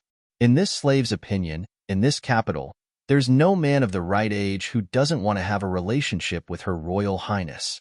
Moreover, Your Majesty also said that talented people won't interfere with their career, so naturally, there are many people who recommend themselves. However, Although there are some who sincerely admire Her Royal Highness, there are also many who want to borrow Her Royal Highness's hand to reach the heavens in one step. At the end, Changshi's smile paused for a moment before he continued, "Of course, all of this still needs Your Majesty's approval." Gongqing nodded. "That's how it should be. How's the arrangement of Her Royal Highness's residence?" Changshi said, "It will definitely be completed the day after tomorrow." Only then did Gongqing open these memorials to take a look. In the end, he found that most of them were the same. He didn't look at them one by one and directly threw them away. Today's weather is good. In the afternoon, Zhen wants to hold a poetry meeting in Plum Garden. Changshi, go and invite these people. Zhen wants to look at them one by one. Yes, Changshi was very efficient. In a short while, many people entered the palace. When Gong Dai heard the news, he directly crushed his teacup and pushed all the matters in his hands to Bai Sheng. He also entered the palace. When everyone had arrived, Gongqing slowly appeared. This poetry gathering was held in a decent manner. As soon as he arrived at the plum garden, he nodded with satisfaction. Then, when he saw all the men, he was even more satisfied. Before he came, he was worried that he would see some ugly melons and split dates, or people who wanted to climb up the social ladder. But now, it seemed that many people here were the children of officials. The remaining ones that he hadn't seen before were most likely the favorite students of some officials. Each of them had a heroic appearance and were like dragons and phoenixes among men. If it was a poetry meeting, then it was a poetry meeting. Just as Gongqing was about to open his mouth, a person rushed in. Obviously, he had received the news at the last minute and came late. He was very handsome, with red lips and white teeth. His thick eyebrows and big eyes were very outstanding. But when he saw him, Gongqing frowned in dissatisfaction. "Shiyi, what are you doing here?" Shin Shiyi saw that the emperor was still somewhat restrained. He bowed and said in a muffled voice, "Aren't you going to choose a man for Gong Yimo? I'll recommend myself." His words made the emperor's face turn green and white. "Although that's the purpose, who asked you to say it out loud like that? It would be very difficult for him to maintain his composure like this, all right?" Even he himself felt that his actions were very shameful. Gongqing frowned and reprimanded, "Nonsense."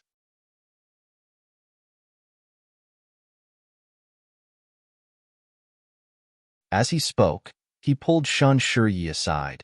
"You're the future kingpin. It's true that I want to choose a man for Immerse, but that's to choose a boy toy. What is a prince like you doing here? How infuriating." Shan Shiyi blinked indifferently.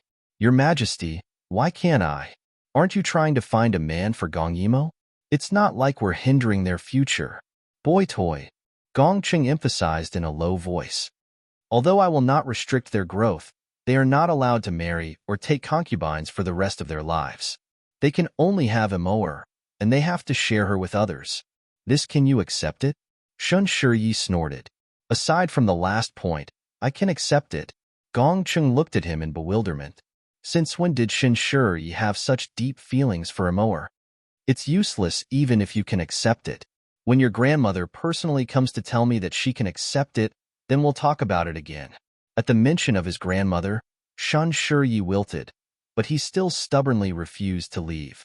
Gongqing had no choice but to point to a very remote table. "You sit there. Wait, don't talk." Shan Shiyi very reluctantly sat at the end of the banquet table, glaring at the people present like a tiger watching its prey. At this time, Gong Yimo was reading a book when she suddenly heard Gong Dai coming. She was so frightened that she quickly got up, not knowing what expression to use to face him. Towards Gong Dai, she was very complicated. First, she felt that in order to avoid future rumors and countless troubles, it was best to break it off as soon as possible. Second, she was afraid of hurting him. This made Gong Yimo very difficult. It could be said that she had never been so hesitant. Gong Dai, on the other hand, directly went to Gong Yimo's palace as if there was no one else present. And as soon as he came in, his face was gloomy and full of murderous intent. "What's wrong?" Gong Yimo looked at him and asked in bewilderment. When she saw that he was in a bad mood, she threw her previous thoughts out of the window and only cared about him. "Royal sister doesn't know?" He snorted. "All of you. Leave for this prince. Yes. The palace servants quickly retreated. Seeing that Gong Dai dismissed everyone, Gong Yimo immediately became alert and gulped. What happened? Gong Dai smiled and walked very calmly towards Gong Yimo.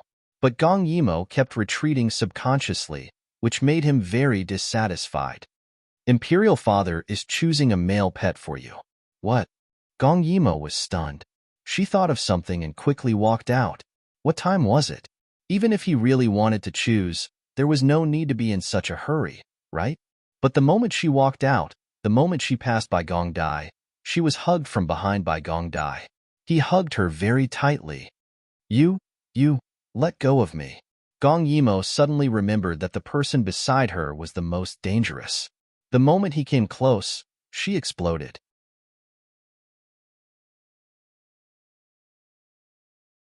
And her ears were red, itchy from his breath. Gong Dai buried his head in her neck. I'm not letting go. You want to see those men? Gong Yimo knew that he was jealous and was very speechless. She softened her tone and said, Let go of me first. I just want to find Imperial Father and ask him not to do this. Not now. Why? I don't want those men to see you. You're mine. Gong Yimo was at a loss. She twisted her body a few times and found that Gong Dai was holding her very tightly. She almost wanted to use force. Why was it like this? She was a little angry. You weren't like this in the past. You were so obedient in the past. You would never treat me like this. Gong Dai suddenly looked up when he heard that. How did I treat you? He kissed her hair very gently. Like this? Then, following her hair all the way down, he left several lingering and passionate kisses on her neck. Like this? That numbing feeling made Gong Yimo feel helpless and angry, but she couldn't do anything to Gong Dai. She could only pout and feel wronged. You would never do something like this in the past.